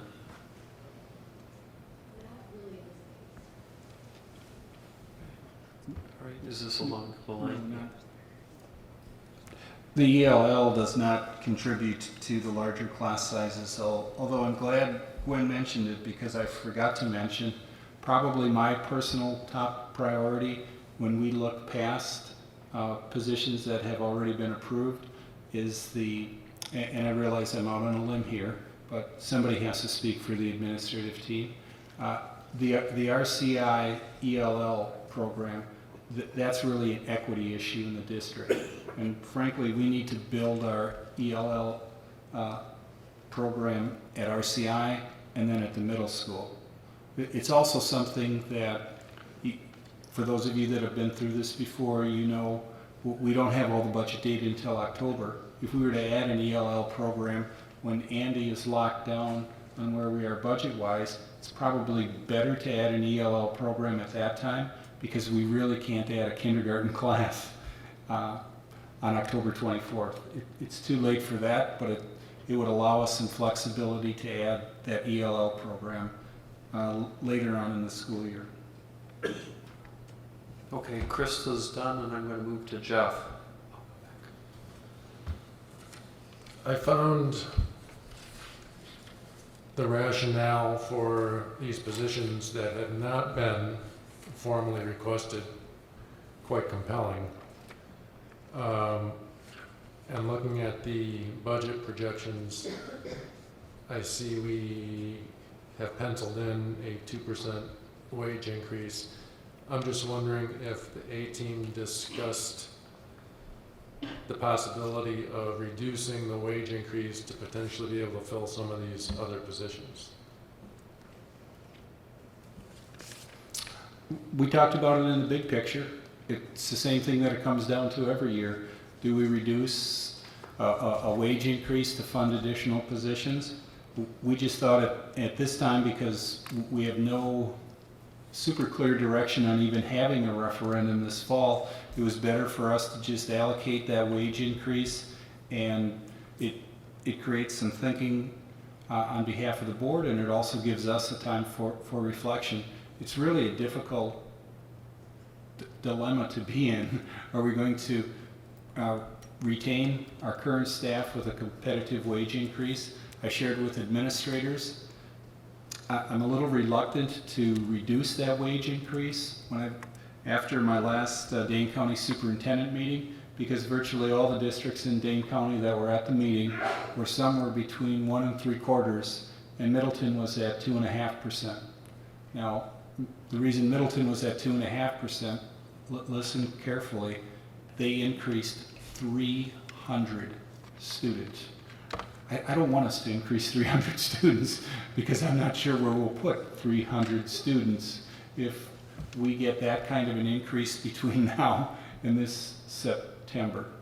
So that you've identified one of the challenges. I'll also say the administrators did a terrific job of summarizing the rationale, and what it points to is the fact that our school funding system is broken. For some of us that have been around for a long, long time, I long for the days when the state statute read the board has the authority to raise the tax necessary to operate the schools. That language used to be in state statute. I hope someday it's back in state statute, but we would recommend many of the positions that are on sort of our second tier list if we had authority within the budget to do that. Any other questions, Jeff? Charlie? Yeah, two things. I was looking at the charts that you had for projections for 16-17, particularly looking at the increase from 4K to K. I assume we've got first and second Friday, 15 and 16, 229, and the projected head count for 16-17 is 277. That's a substantial increase, and I'm just curious as to where that's going to be coming from.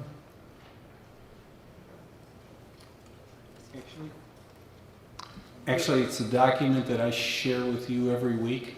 Katie Heights, our district registrar, she is a log of how many new students, I shouldn't have said new, how many students have registered for kindergarten, and we monitor kindergarten enrollment. Andy, when does she start that? January. Starts that in January. I'll give you an update of that again this week. This is, if there's one area where I think we're closer on enrollment, it's at the kindergarten level, because we have so many years of history, but then some crazy things happen. People move in the community in June, or people move into the community in July, and last year we had a big increase of younger families moving in that we did not have tracked in any of our data. The other question I had was, we've been talking a lot about moving towards more personalized instruction, and I'm wondering how that affects what we're looking for in terms of staffing plan. I mean, obviously, as we look to students to sort of identify their career path or their educational path going forward, to an increasing degree, that's going to have some impact in terms of how we allocate our staff resources. And I would be very interested in sort of knowing where the conversations are at, administrative team and with the school principals, in terms of how that transition is likely to be accommodated.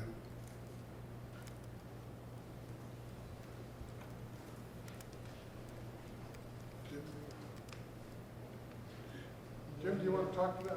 I think that's probably particularly an issue at the high school. Charlie, if I understand your question, you're wondering district-wide how a commitment to providing more personalized learning opportunities, impact staffing plans.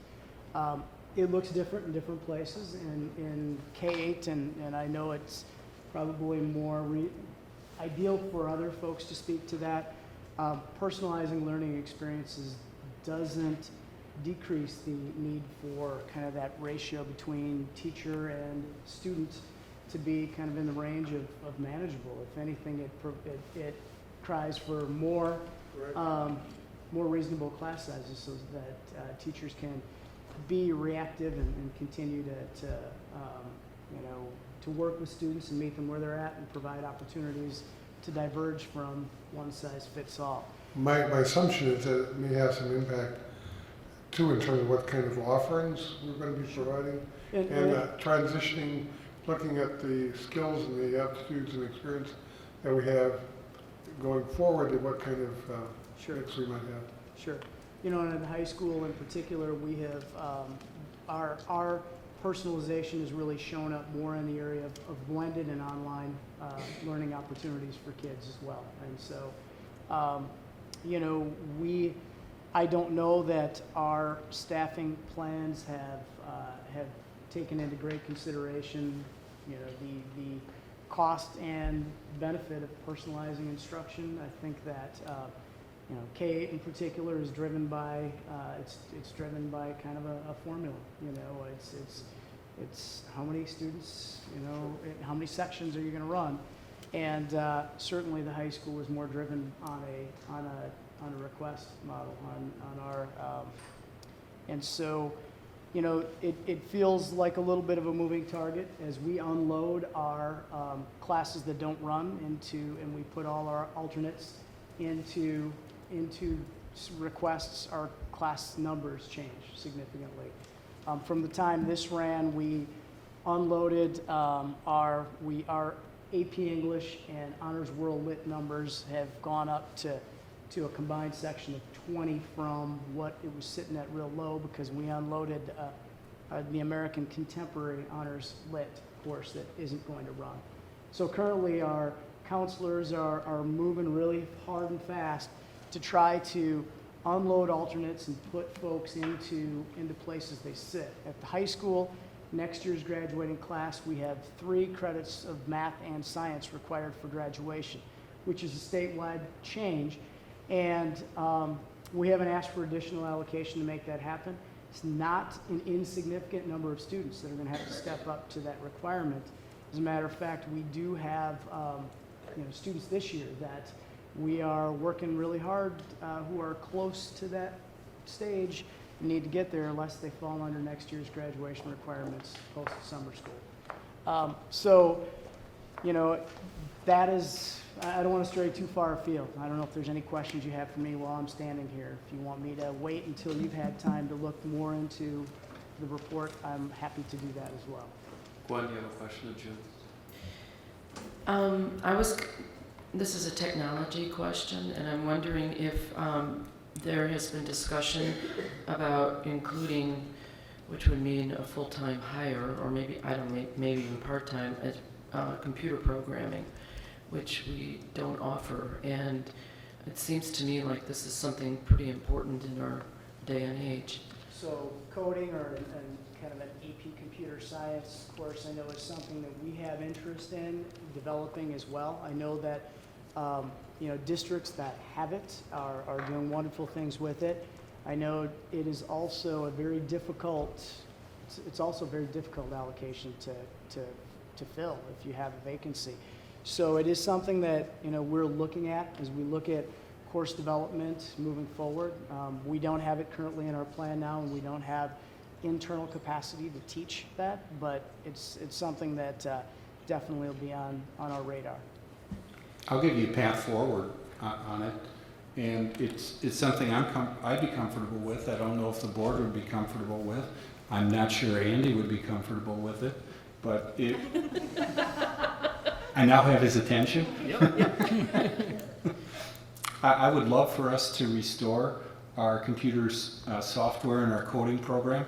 I think we'd have to make a commitment that we're going to do this for at least a 3-year period. We would need to go out and post a full-time position because I don't think we could compete trying to do it with a .5 position or a .8 position.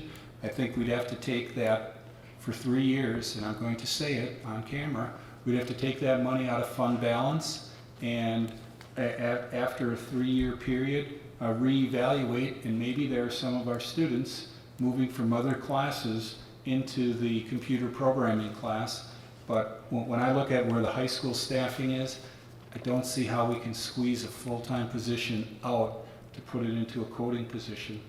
And the path forward that I gave you is not an uncommon path, where school districts have tried that in the past, where they're going to make a priority on a particular program, they commit to it for 3 years, and we make a determination following that, probably following the second year, whether we continue. So I know I'm spending money that we don't have, but I don't know of another strategy of how to make that happen. Okay, and Brian, the coding position is one that we've expressed interest in the past, but the board has also indicated that it is not past boards, and that's not necessary. This one is not funding current operating initiatives through the fund balance. So it may be that it's not in the picture this year, but it certainly needs to be addressed as something in the future. So anything else with Jim, as long as he's up there with respect to the high school bar? I think this is, yeah, it is a high school question, and that is philosophically, at what point, and I think the computer programming is a good example, do you decide that a class really is more appropriately offered at Madison College, and our students who really want that should be getting it at Madison College? And the programming is one example of it, but there might be other classes. Yeah, it's, that's a good point. If we can align our resources to be responsive to what our kids want and what our kids need, we certainly want to deliver everything that we can in-house as best possible. If the density doesn't exist, then we have to consider through course options or youth options the opportunities that students can go to access other places. It just costs them something else on their schedule. It places a burden of transportation on the family, and in some regard, there are decisions that still need to be made about who shares what percentage of the burden when the UW passes cost on to families. So, there definitely are considerations, and as we move forward, we have to be strategic about developing kind of a long-term plan about courses that we think are core, key, and essential, as well as those things that we would like to do if the opportunity presented itself, but we can also satisfy those needs in other ways. One last thing to academic and career planning is a state mandate that's coming down for the fall of 2017. All students grades 6 through 12 statewide need to have an academic and career plan, which, when you read through some of the board policy 41102 related to graduation requirements that are phasing in for that year, that class of 2018, the verbiage personalized learning plan was utilized and really could be shifted to involve a student's academic and career plan. Same concept. There's a lot of work going on right now in the high school, and we have devoted, really, it's been the hard work of our leadership team to develop the vision and some of those key components that we're going to carry forward. And in order to do that, there have been many districts that have allocated positions around that, and I'm with my plan, the way it sits right now, I'm looking to carve out a percentage of an FTE, 0.33 I think would be ideal, for us to create several key things that are going to carry us forward. Number one, we want our curriculum guide to become an academic and career planning guide as well. So align it to the 16 programs of study and pathways for students, so that there's 2 chunks to it. That curriculum is organized around career pathways as well as departments, and students can make those connections between course that their interests, their passions, career clusters, and then courses that they can select at the high school and outside of the high school that would support their journey on that unique pathway that we help them just define. So that's a chunk of it, as well as working on satisfying academic career planning. We're right now working hard to identify how we help students meet the exit criteria identified in 41102. And as we're looking to coordinate task forces within the high school, develop a pilot next year, and then bring it to scale the fall of 17. And so that's not allocation I'm asking for on the board. I'm going to try to find that within our plan. Okay, any questions specifically related to the high school staffing plan? Charlie? Jim, two things. We've talked a lot about, and in our referendum plans, have built in some space for collaboration. And I'm wondering in particular how, and I think this affects the high school mostly, as you're looking at providing collaboration space, presumably that also is going to require some time for teachers in terms of planning, in terms of doing that kind of collaboration between classes, or perhaps even multidisciplinary type of activities that was going on. And I'm just wondering, as we're looking at the staffing requirements, whether that requires looking at also at the amount of planning time that we're allowing for teachers in certain curricular areas. And the other question is, we've also talked a lot about lifelong learning. And I'm wondering how that goal impacts our plans, our thoughts in terms of looking at staffing for providing more educational opportunities, perhaps that would fit into that lifelong learning goal. So we haven't discussed any changes related to planning time. We have devoted collaboration time amongst within departments and collaborative teams at the high school. Every professional development day, we have made a high priority for us to continue to work in our PLC model. And so that will continue to be moving forward, will continue to be a high priority for us. And as a matter of fact, in our next faculty meeting, we'll be sharing kind of the work that we have all been doing within our collaborative teams will be the highlight of that faculty meeting, so that everyone will have the idea that what priorities have been the focus, as well as the action steps and the impacts that they've had along the way. Your second question was about lifelong learning, and that really, I think, kind of boiled down to what I talked about just a few minutes ago, about doing academic and career planning really well to form those mentoring relationships through advisory as well as core content areas across the building, to make those tight connections with students and helping them see how that is going to help them along that trajectory and that pathway that they're identifying, revising, and continuing to focus on as they move through our system. Gwen, you had a question for Jim on staffing? Yeah, maybe I missed this, Jim, and I apologize because I'm tired. But we have all of the stats here in terms of class sizes, et cetera.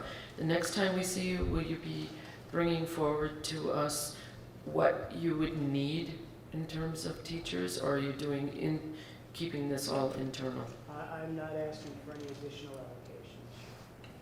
And so what we have, we are able to internally meet some of our current needs. We're able to move around fractions of allocation in order for us to come up with what we think is a coherent plan.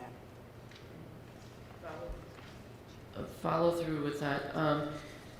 I did see a class where it was in the culinary thing, where there's 110 or 111 signups and 109 alternatives, which means that the average class size is 37.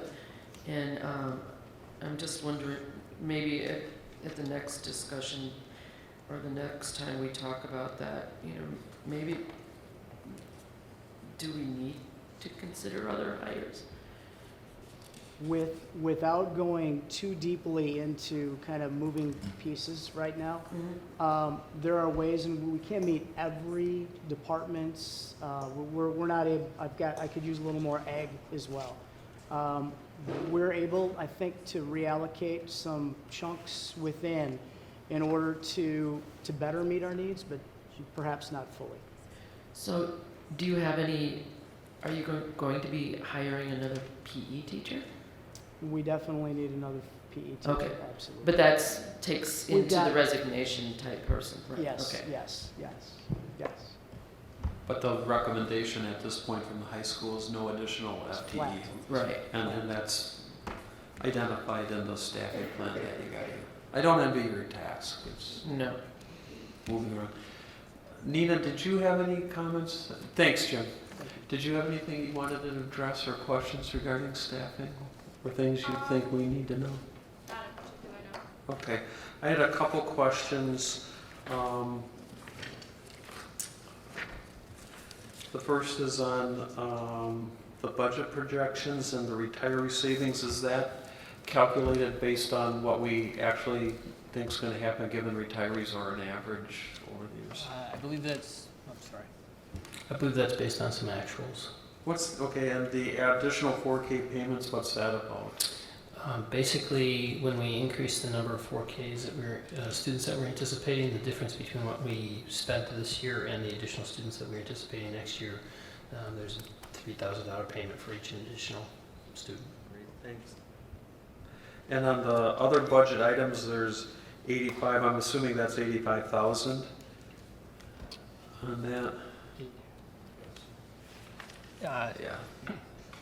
Yes, I forgot the K. Sorry, you forgot the K. And is that number meant to indicate if we would authorize the positions in Appendix 3?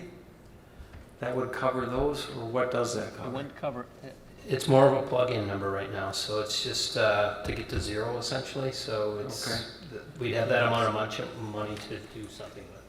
So if that's the case, if we want to believe the 1 million, we'd have 85,000 to play with. Can we get a breakdown then between now and the next meeting for Appendix 3 on what each of those would cost, what the dollar value is for those? Sure. Okay, great. And where would the extra $100,000 come from? Basically, that would be if I'm a little bit too conservative on our enrollment projections. Okay, so that the extra $100,000 is driven by incoming students or open enrollees. Yeah, there could be other things. I don't anticipate anything, but let's say our special education categorical reimbursement is higher, what our projection is or something right now. There are little things like that that could happen. Those are all the questions that I have, and so board members, we have our homework project is to look at our budget projections because we're going to have to do some prioritization in our mind in terms of where we want to head with the budget and with the staffing, because we will need to complete the staffing at the next meeting. Okay, before we leave that topic, anything anybody else? Kristen?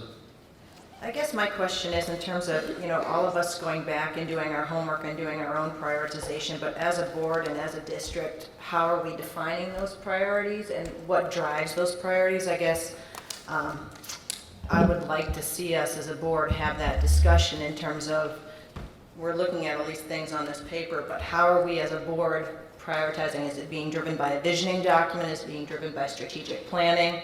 How are we as a board asking ourselves those questions? So we come from different places, but we really all should have some similarity in terms of what is a priority for this district and how we allocate the budget. And one other point that I would like to throw into the hopper, when we talked about the wage increase, another issue that needs to be looked at is a compression issue and whether or not we can, if we're allocating budget money, whether we can do something outside of going to an operational referendum to alleviate some of the compression issue. Brian? Just a piece of information to remind the board, and Krista, you probably are not aware of this. On page 3 of the staffing report, back in February of 2015, these are the 3, we call them guiding principles, that the boards used several years ago. We did a revision in February of 2015. Those have really been the criteria that the boards used when they've analyzed various staffing plans. So I don't know that that's a perfect place to start, but it's a place that we've had the board review over time. We did not do that review this year, but that would be a place to look at some criteria. Great. Thanks. We're going to move on to the next item of discussion, or on the agenda. That's the discussion items, and the first item is OASIS. And Brian, you wanted to have some discussion and present us with some information, not for action, but just for thought. Correct. The 4 of us are going to do a really short report, and while Leslie is getting things framed up, I just have a couple of quick comments. Board members, you recall over the past month I've shared some information with you concerning OASIS and the Hockey Center. You might recall the Hockey Center had reached out to Andy talking about what our long-term plans are at the center in terms of lease space, and Andy had some conversations with them and asked them for their plans. They shared with us that they currently have a potential renter to rent the space that we're currently renting for OASIS, and if we were planning on moving, they would like to know that so they could factor that into their planning. Andy can speak more specifically to this. The one thing we did ask them for is we would need some time. That's not something we could automatically do in a year. So I think we've reached a general understanding that we would need 1 more year in the Hockey Center. Since we've been looking for a few years for a longer term solution in terms of having space that's dedicated to OASIS, we also had a conversation with the Findorf and Bray team, and we said, are there some options for us to build an OASIS on our school site so it's on our property, and kids that in some cases are in dual programs, OASIS and the high school, would continue to have that as an experience. Findorf and Bray gave us one, I'll call it a takeoff projection, a design projection to replicate the space we have at OASIS. We also reached out to our OASIS staff to have a conversation with them, and I'm talking as Leslie is shaking her head because I'm shaking my head about that. I'm shaking my head about the computer. that's what I was anticipating. So we have a couple of designs we would like to share with you. We would also, again, this is not a decision item, we'd like to get some feedback from you. If this looks like it's going in the right direction, Andy's going to continue to have conversation with the rink on potentially this being our last year at the Hockey Center, and we'll continue to work with the OASIS staff just like we have with the other staff at the high school, middle school, or one of the elementary schools as we start to design out some space. We think once we get computer data for you, you're going to like what you see, and again, we're just in the very, very preliminary stages, but wanted to give you a peek at the current design. And the thing that allows us to have this current design is the favorable bid pricing that we received in February, end of February, beginning of March at the high school. Well, we have some complications, and we've experienced this a couple of times before. The cords are The cords are so long that oftentimes the computer will recognize the system, but the system keeps searching and searching and can't find the computer. So that's happened to us at in-services. It hasn't happened here before. I don't know why we've been so lucky in the past, but it's happening right now. So I think what we'll do until we can fix that problem and actually show you the pictures is explain to you the process we used a little bit, because it's been really inclusive and exciting, very similar to the rest of the design processes that we've been using throughout this. Yes, sir. Could I just inquire, what are the limits within, or parameters within which we're working in terms of projected enrollment for Oasis type program going forward? What are the constraints or limits in terms of how many students potentially could be accommodated in that kind of program? We're not expecting to increase our enrollment at Oasis. So we're not planning for an increase in enrollment at Oasis. We plan to keep it a very small educational setting. Is it anticipated that demand or need for that kind of programming might be on the increase, or? You know, we have to, right now our capacity is 30 at Oasis, and certainly if we decide that we have a huge increase in the number of students that need that environment to be successful at our high school, then I think we've got a tier 1 issue that we have to address within our classrooms as a building as a whole. So it is a wonderful place, it's a community, and we think that if we were to build it to house 60, it wouldn't have the same feel. It would be, it's got to be its own little entity, and we've got staff that are committed to maintaining kind of that community feel as well. Leslie, you're gonna need some time, or are we gonna be able to pull it up? We're going to try to pull it up on Andy's computer Okay. to see if that makes a difference. Do you need us to take a quick recess while you do that? That would be great. Okay, why don't we stand in recess for 5 minutes? I've been in recess too long. Because it'll still be a part of our day, yeah. I remember when I got to the middle school and my brother told me that there was no playground. I was like, what are you doing during recess?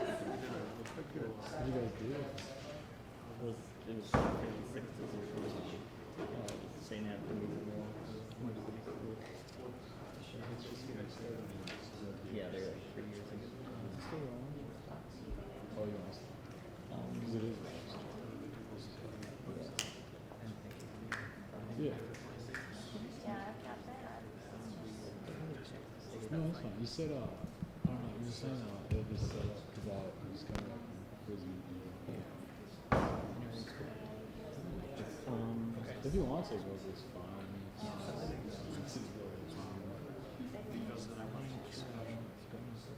What I gotta do is a presentation for Oasis. I guess there's some problems right now that they're getting a new computer. Madam Vice President? Yes. Gina, that would be, that's only 2 weeks. Because I imagine it's probably about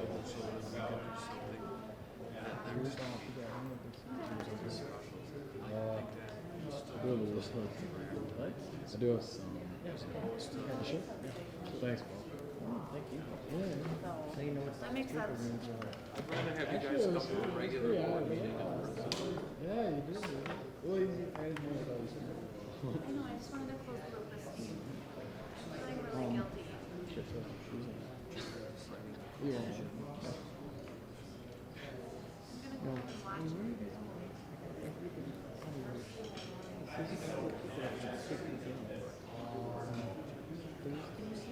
If I can versus kind of rough and ready. I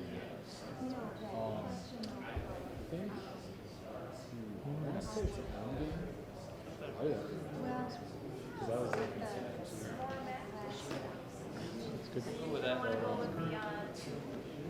to say it's at home. It's at 6.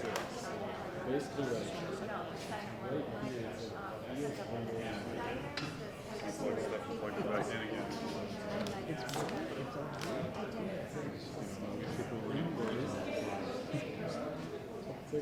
It's a weird it's so your car over here. The car wasn't coming out anymore, so I changed the doors. Thank you. Yeah, I just because like the batteries. Yeah. Okay, cool. Well, let me. I do you gotta start talking to church. Oh, it's on, I mean, I think, kind of see all of this. It's actually, okay, cool. So it's all going well. Thanks for taking over. So this one, you know what, that one is much easier.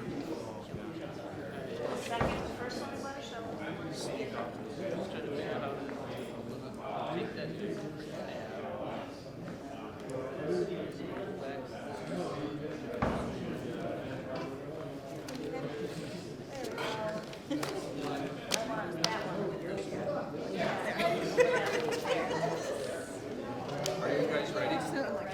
Okay. And look, we must like call each other. Okay, if everybody would return to recess is over.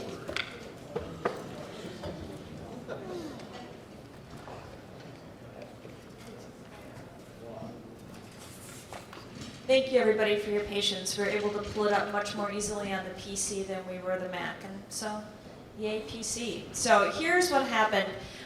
When Nathan, our architect from Bray, when we first spoke about whether or not it was a possibility to move Oasis closer to the high school and include it as part of the building related to the referendum, he just quickly drew some plans related to the square footage we were looking for, which is approximately the same square footage that they have now. So he put up a very quick plan so that we could take something that was already on paper and bring it to the Oasis teaching staff and get their reactions. So this is what Nathan drew before he had even visited Oasis. So you can see he had 2 large classrooms, a collaboration area, break area, storage, and this would be, I don't know, Andy, would you like to describe where it would be placed in relation to the rest of the school building? I will try my best. Essentially, we're on the northeast corner of the building, so it's back where the educational wing is. And if you recall, there's a lot of glass that faces the east side, which is toward Highway 14. In that area, we did include a large, basically the same pod that's on the north side of that educational wing. We have the same size area that we could include a pod on the east side of the educational wing.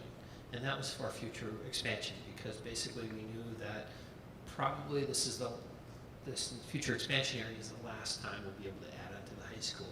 Never say never, but we're really running out of space on that property. So that's where it would be. It wouldn't take up the whole space. It would just take up a little less than half of 1 floor of that additional space. So probably closer to a third. Of the addition they're adding? No. Or an additional? Of the space between the addition and the existing building. Okay. Okay. Thank you. So this is what we took to the teachers down at Oasis, and it was great to have something for them to react to, but it was also really important for Nathan to go down and experience Oasis and to talk to the teachers about how the students use the space and how it currently fit their needs and how a different space or spatial arrangement could possibly meet the student needs better. So after that conversation, which took place over the course of about an hour and a half, Nathan went back, did some redesign, and then we'll show you what we went back to the Oasis teachers with. 2.0. Yeah, this is version 2.0, but not yet the final version. So it's the second to last one or the last one? I think he's got it labeled as 2.0. It's 422, Do you want that? You want the 413? 413, no, it's not 413.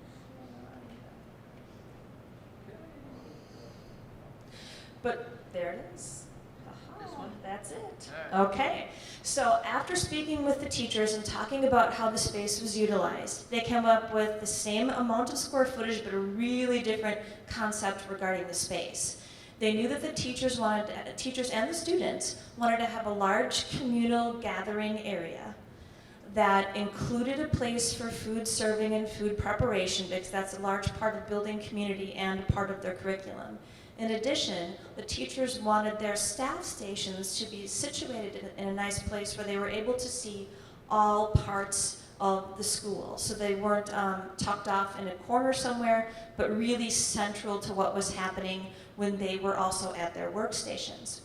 So that's why you see this central community gathering area with seating for 24 to 30, a kitchen with also a counter for serving and for students to be able to sit there and work.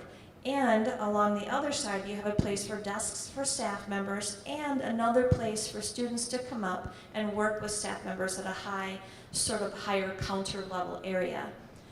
Then toward the top of the page, you'll see there's I wouldn't necessarily call it a lecture room. I would say it was more like a medium to small sized group learning area.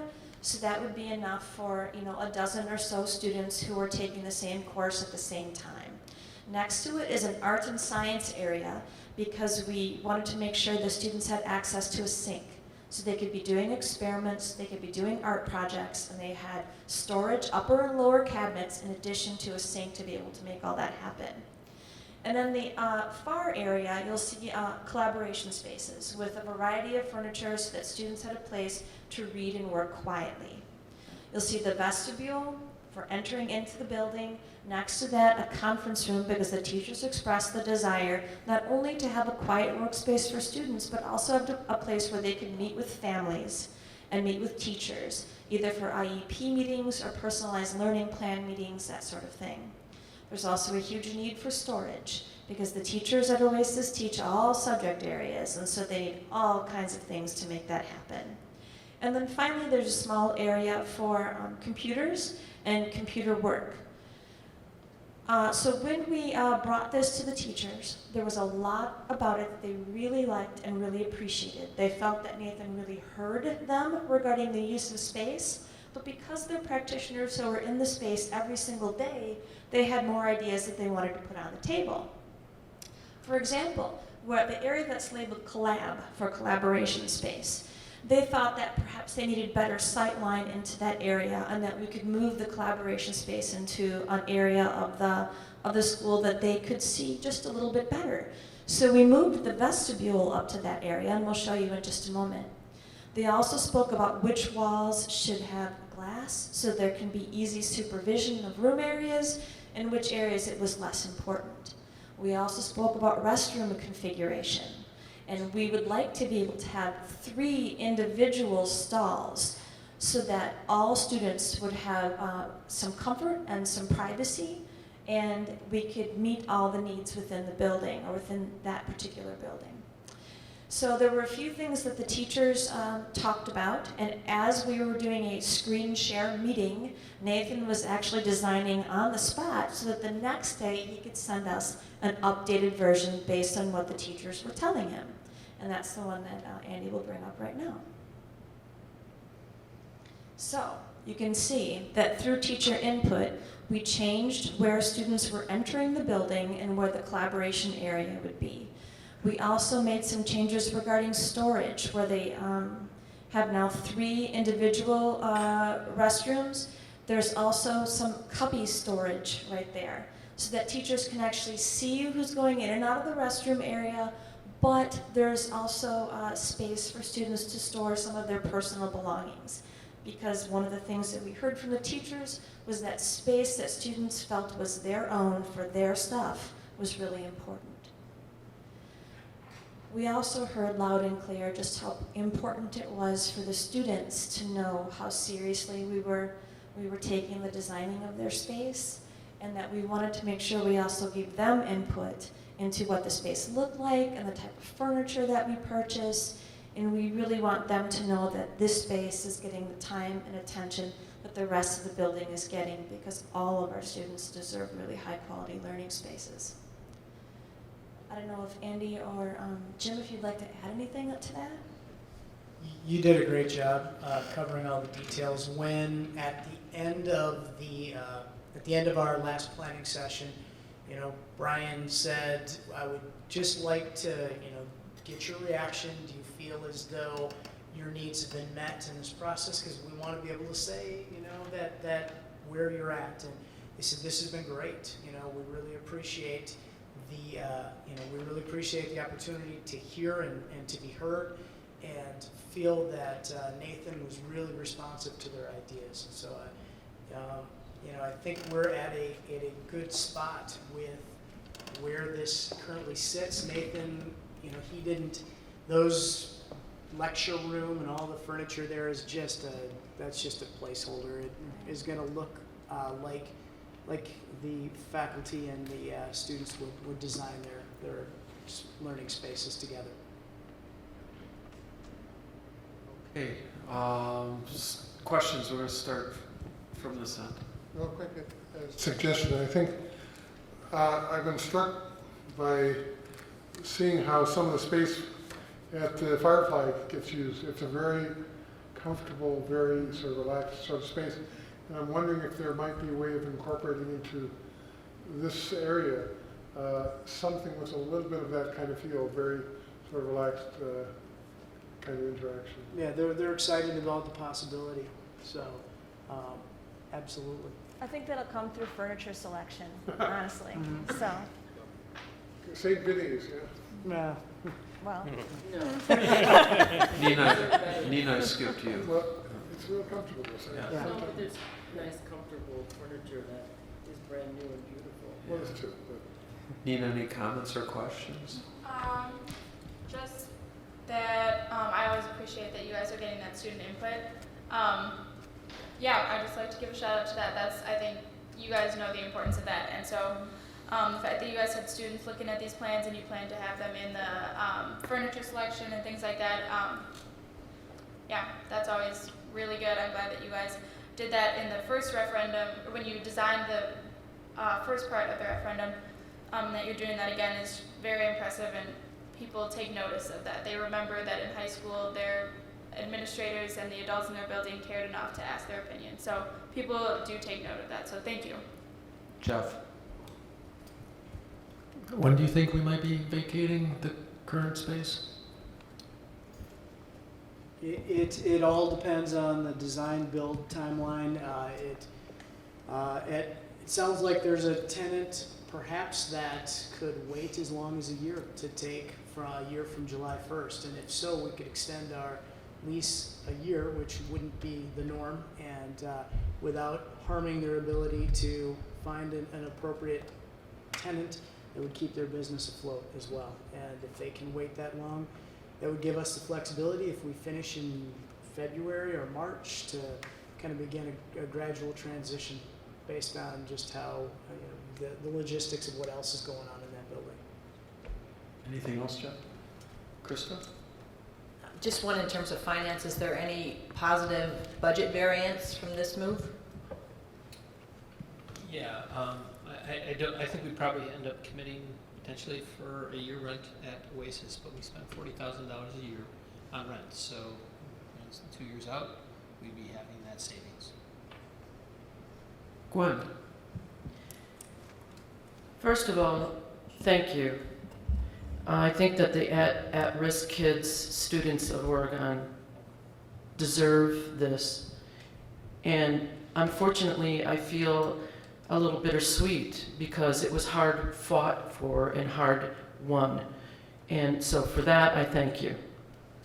I also am a little unhappy that some of the things that transpired to get this were pretty difficult. And one of my concerns is not only building now, but staffing. Working with alternative students, and I know this because I worked with them and helped start Oasis 4 years ago, or not 4 years ago, but for 4 years. It's difficult. And there's so many things that are very important. I mean, number one is, yeah, thank you very much for finally listening to having a dedicated space to these kids, because these are our kids. And just as important as any other kid in this district.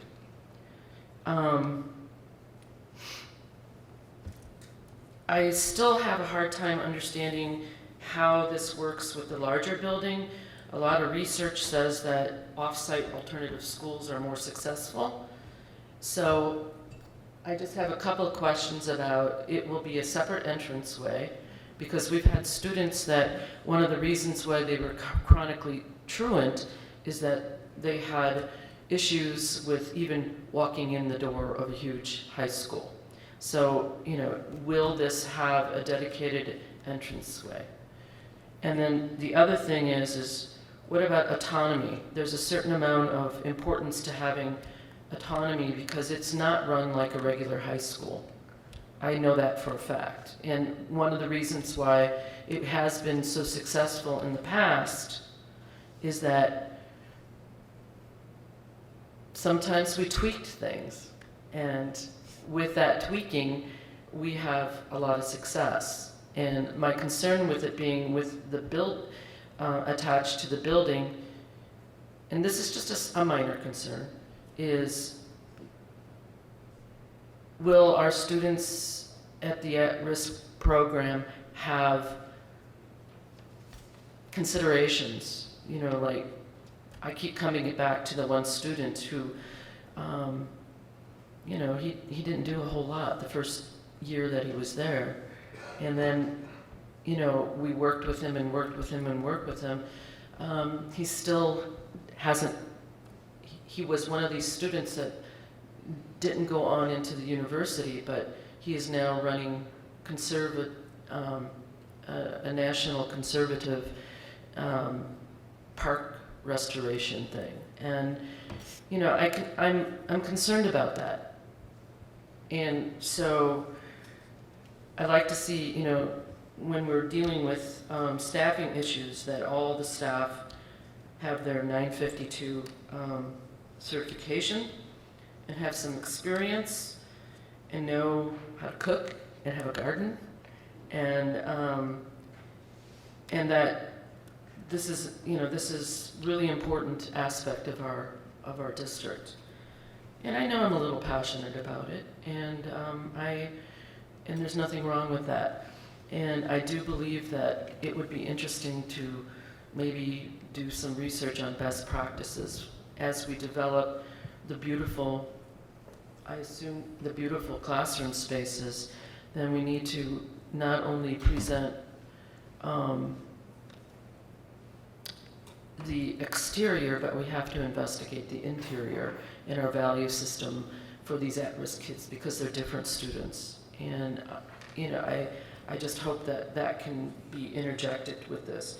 And once again, I'm almost close to tears that you've been listening and doing this, because I always thought it was a little weird to have a school across from a sewage area and in an ice rink.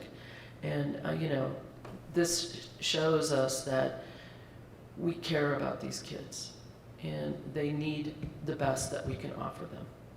So thank you. Thanks, Gwen. Barb? I just want to say briefly, it's my understanding that some of the kids at Oasis actually go to the school, the high school part-time. So I think this is going to be wonderful, so that it's easy to go back and forth. Dan? I think it's exciting that we are moving forward with getting away from the ice arena. Not that it's been awful, but I think there's been some complications there that would be nice if we didn't have to deal with. I do have some desire to see if there's a way that we could do this close to the high school but not attached to the high school, because I do think that there may be some advantage to that, but it's not a huge concern. Thanks. Brian, what's the next step in this from your standpoint? Well, tonight we wanted to introduce it to you, and what I'm interpreting is generally positive feedback. We'd like to come back, have Andy share some information on the budget side of it to make sure that, you know, we believe, based on conversations we've had with Findorf and Bray, that we can make it fit in the approved budget, because we've had some favorable bids. But before we go in this direction, we'd also like a thumbs up and approval from the board. So We could come back on May 9th. Dan, just to your point, we did examine and explore with Findorf and Bray, is there a possibility? Because as Gwen mentioned, there's some research that says it should be a separate school. There's some other research that an alternative school has been designed right into the high school. And I think the most important part is this is space for our kids, and space that they respect, and space that they want, and space that we do in a first-class sort of way, just like we've done the other parts of the high school. So I don't think we could come back by May 9th with another option in terms of it not being in that particular location. I think that is our best option, but we'd like the board to consider that at the May 9th meeting if you're comfortable with it. I'll keep this short, we're running late, but I do want to, the Duke Center for Child and Family Policy through the Duke Law School in North Carolina has a really good report on alternative schools, and there's a section in there on page 37 about different types of alternative schools. And I've always been an advocate, Dan, of off-site, but they also have a listing of other types of alternative schools. And I think the number one thing that we're seeing here right now is if it has a separate entrance, and that it's afforded a beautiful building that the rest of the students also share. And I think I'm willing to, what's the word, compromise, if that might be too bit broad of a word, but compromise with the concept of off-site versus non-off-site. Charlie, real quick.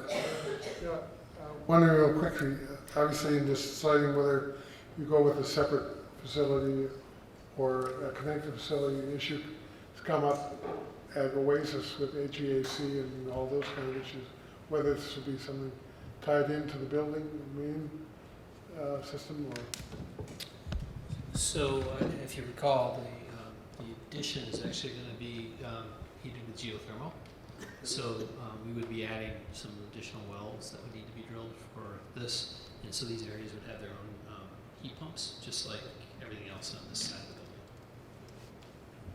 Thank you, and just from my perspective, this appears to be a win-win. Is it 100% ideal in terms of having off-site standalone structure? That's new, it's not, but given the economies of what we need to do, tying it in with a new building makes sense, but having it to be autonomous meets those goals, and it gets us out of a situation where we continue to have problems and isn't ideal. So from my standpoint, it's a positive, and we look forward to seeing you back at the next meeting as you firm this up with numbers. Thanks very much. The next item on our agenda for discussion items is scheduling special board meeting to discuss teacher compensation plan. Gina had to go, and we talked, our intent is that the teacher comp committee would come before us at the next meeting to report out their final report to the board and turn it over to the board. And then after that meeting, which is May 9th, I would like us to have a special board meeting where we dedicate up to 2 hours for the board just to sit around with itself, with Gina and Brian, and to walk through that plan and see where we're at collectively as a board on it. So the next meeting, the May 9th meeting, would be where we get the report and can ask questions, but then the special meeting would be where we really hash it out to see if we have consensus on a plan or whether we have some more issues that we have to work on. So we can, probably with Gina not here, that'd probably be best to doodle poll, send that out tomorrow for that special meeting shortly after May 9th, a 2-hour slot. Charlie. I would like to at least throw out for people to think about consideration, possibility of asking the compensation committee to sort of transition into a group, perhaps with some expanded representation, to actually help work with the board in actively marketing, pursuing adoption of the referendum in the fall. I think we need to turn pretty quickly to start getting this out into the community. And I think we've got a good solid core to work with, us, starting with the teacher compensation committee. If we could expand that, perhaps draw in additional members from the community with the idea of sort of transitioning to a work group that would basically work on helping us with a successful referendum.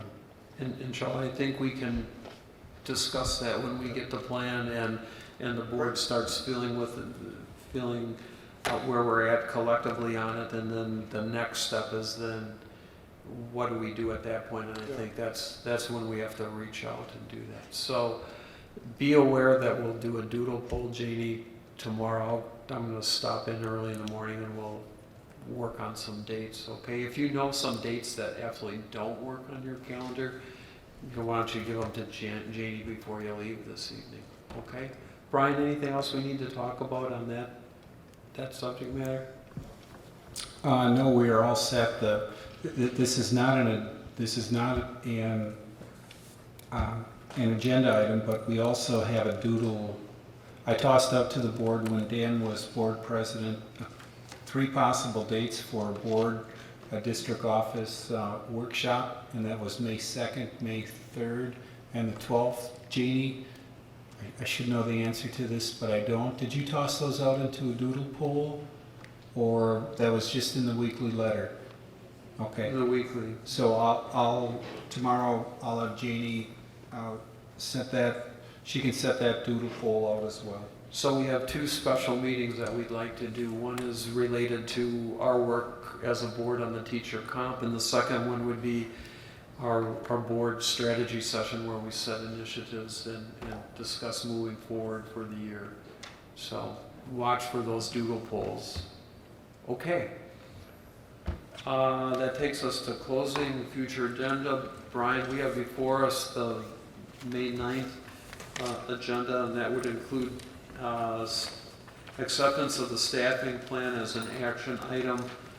On the back page, I also made 2 adjustments based on conversations tonight. Another potential action item is the Oasis construction project.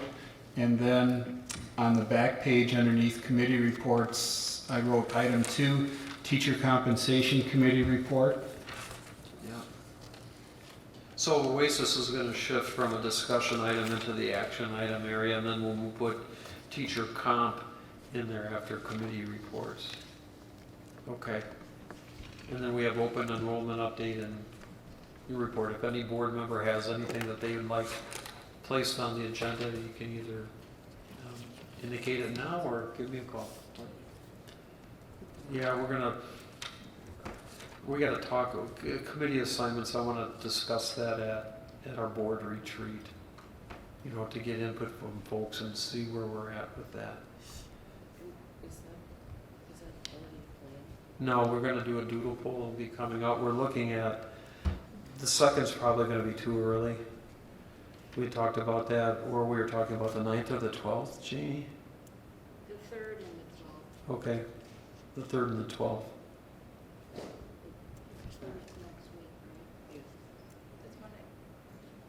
Monday. 3rd is Or Tuesday, sorry. 3rd is a Tuesday, and then the 9th or the 12th. So I think realistically, we're looking at the 9th or the 12th. The 9th, isn't it a school board day? It is. So we were talking.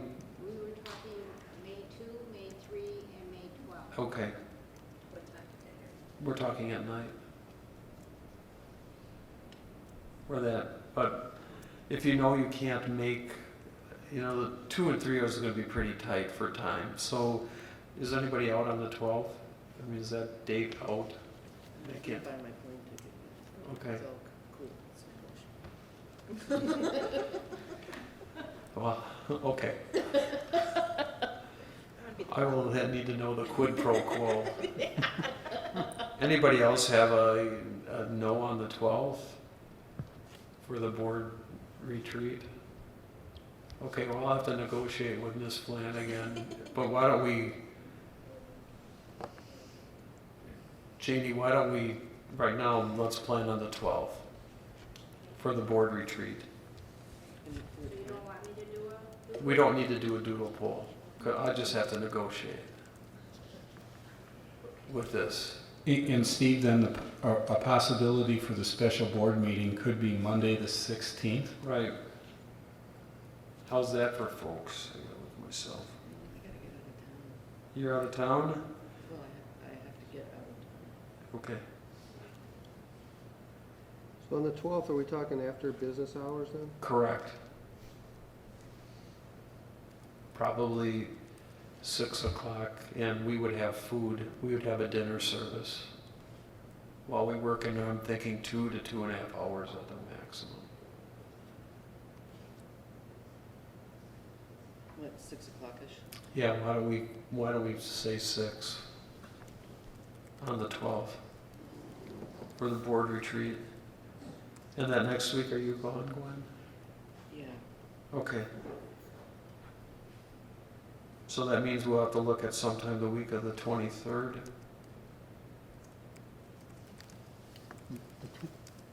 The 23rd is the fourth Monday of the Right. month. We typically don't have a board meeting scheduled because that often falls on That's a good Memorial point. Day. So we could do the 23rd if the 16th doesn't work. Why don't we have anything planned and no site visits, or why don't we plan on just doing that at our regular meeting at the 23rd, dedicating 2 hours for the board conversation? So that's compensation. Yeah, that would be the compensation one. That way we don't have to do I was confused. a special meeting. So we've got the 12th at 6 for our board strategy meeting, and then using our regular 23rd meeting for purposes of working through the teacher comp plan as a board. Good. Excellent. Thanks. Checkout. Nina, anything? Other than, I know we're running really late, but I'm going to take a bit of a page out of Carl's book. And I'm not going to read it out loud for you, but in light of some just events that myself and a lot of people in our community have gone through, a poem that I was read at actually a leadership camp I went to last summer. I'll just tell you the name of the poem.